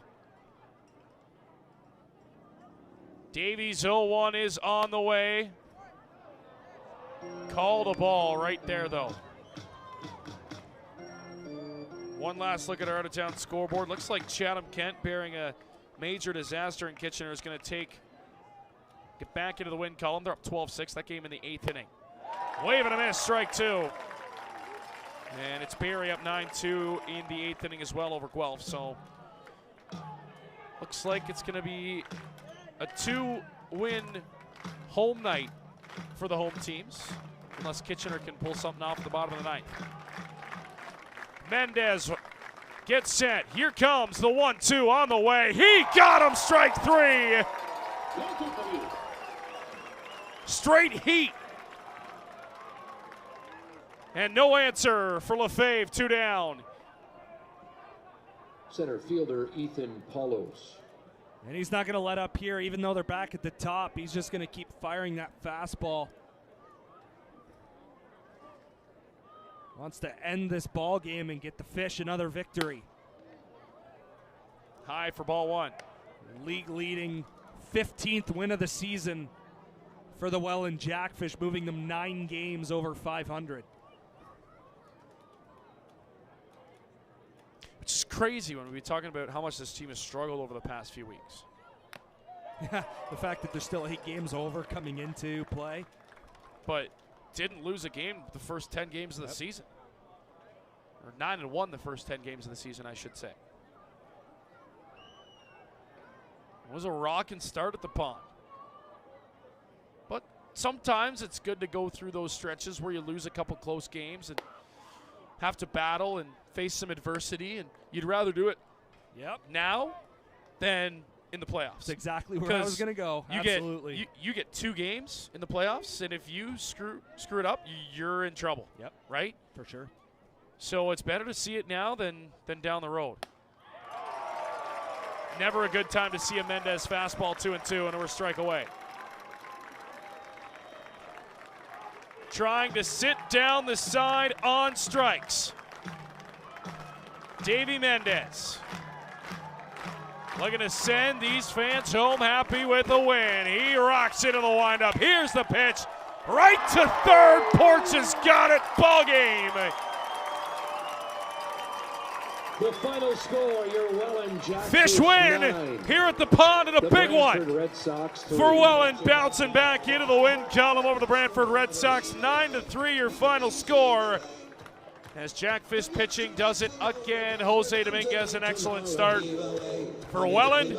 Halen Knoll, Euclides Layer, and Davey Mendez get the job done the rest of the way as we sound the fireworks, because we love fireworks here in Welland. Yeah, we do. Off in center field, and the Welland Jackfish are right back into the win column. We will quickly step aside. We'll go down to field level for our player of the game, and we'll be back to wrap it up with the post game here from the pond in Welland. Time. Let's hear it for your Welland Jackfish.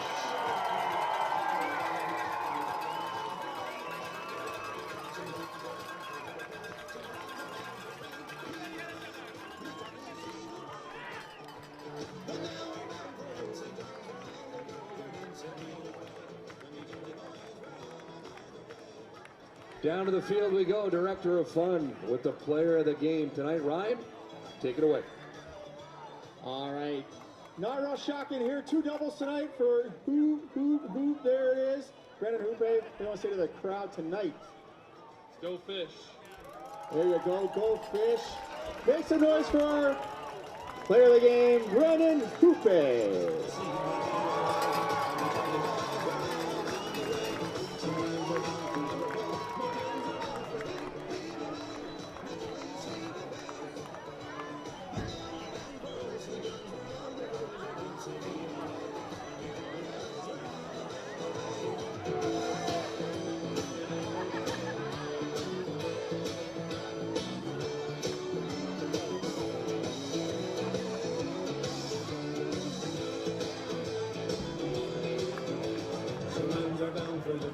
Sometimes we're bound for Spain. Either way, me jollies either way.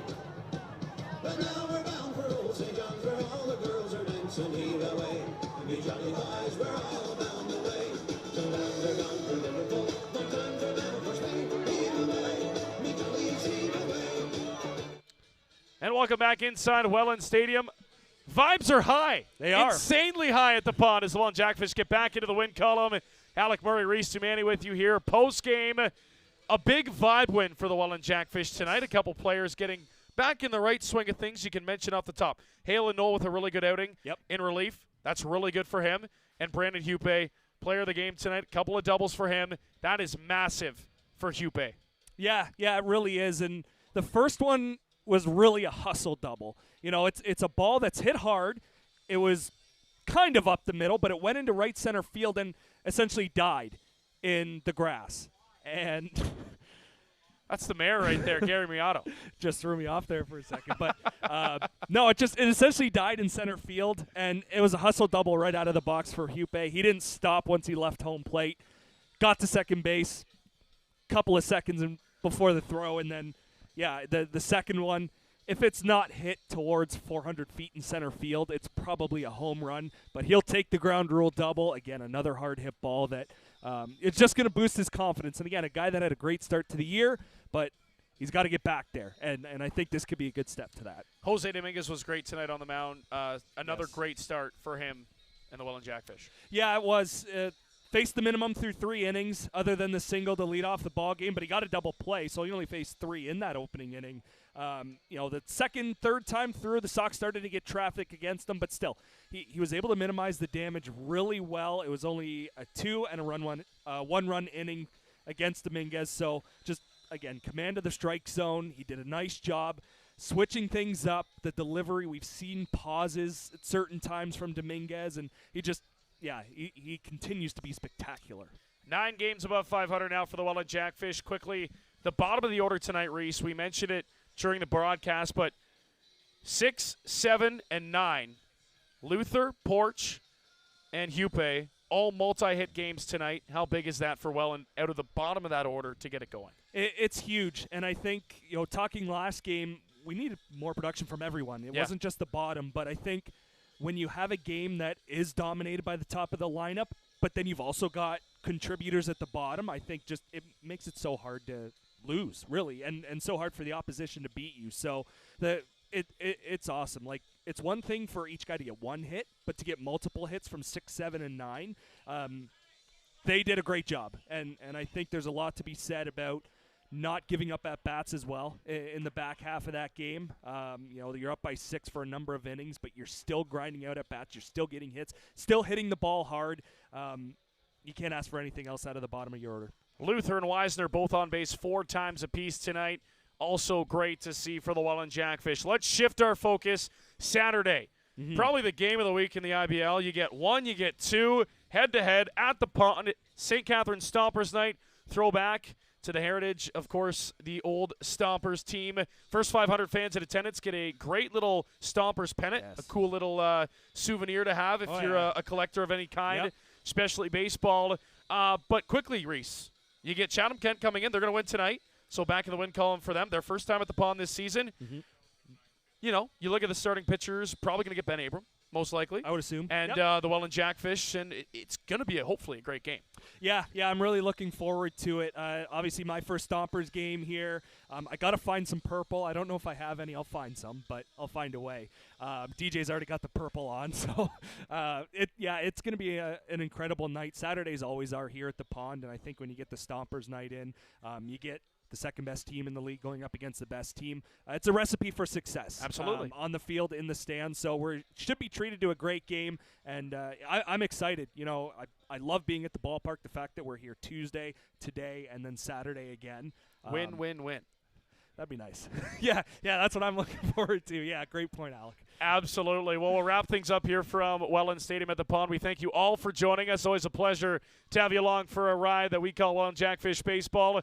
For everybody here in Welland, he's Reese Tumani. I'm Alec Murray. For all of our production team up top, we say thank you and cheers from the pond. We'll see you all back here Saturday night.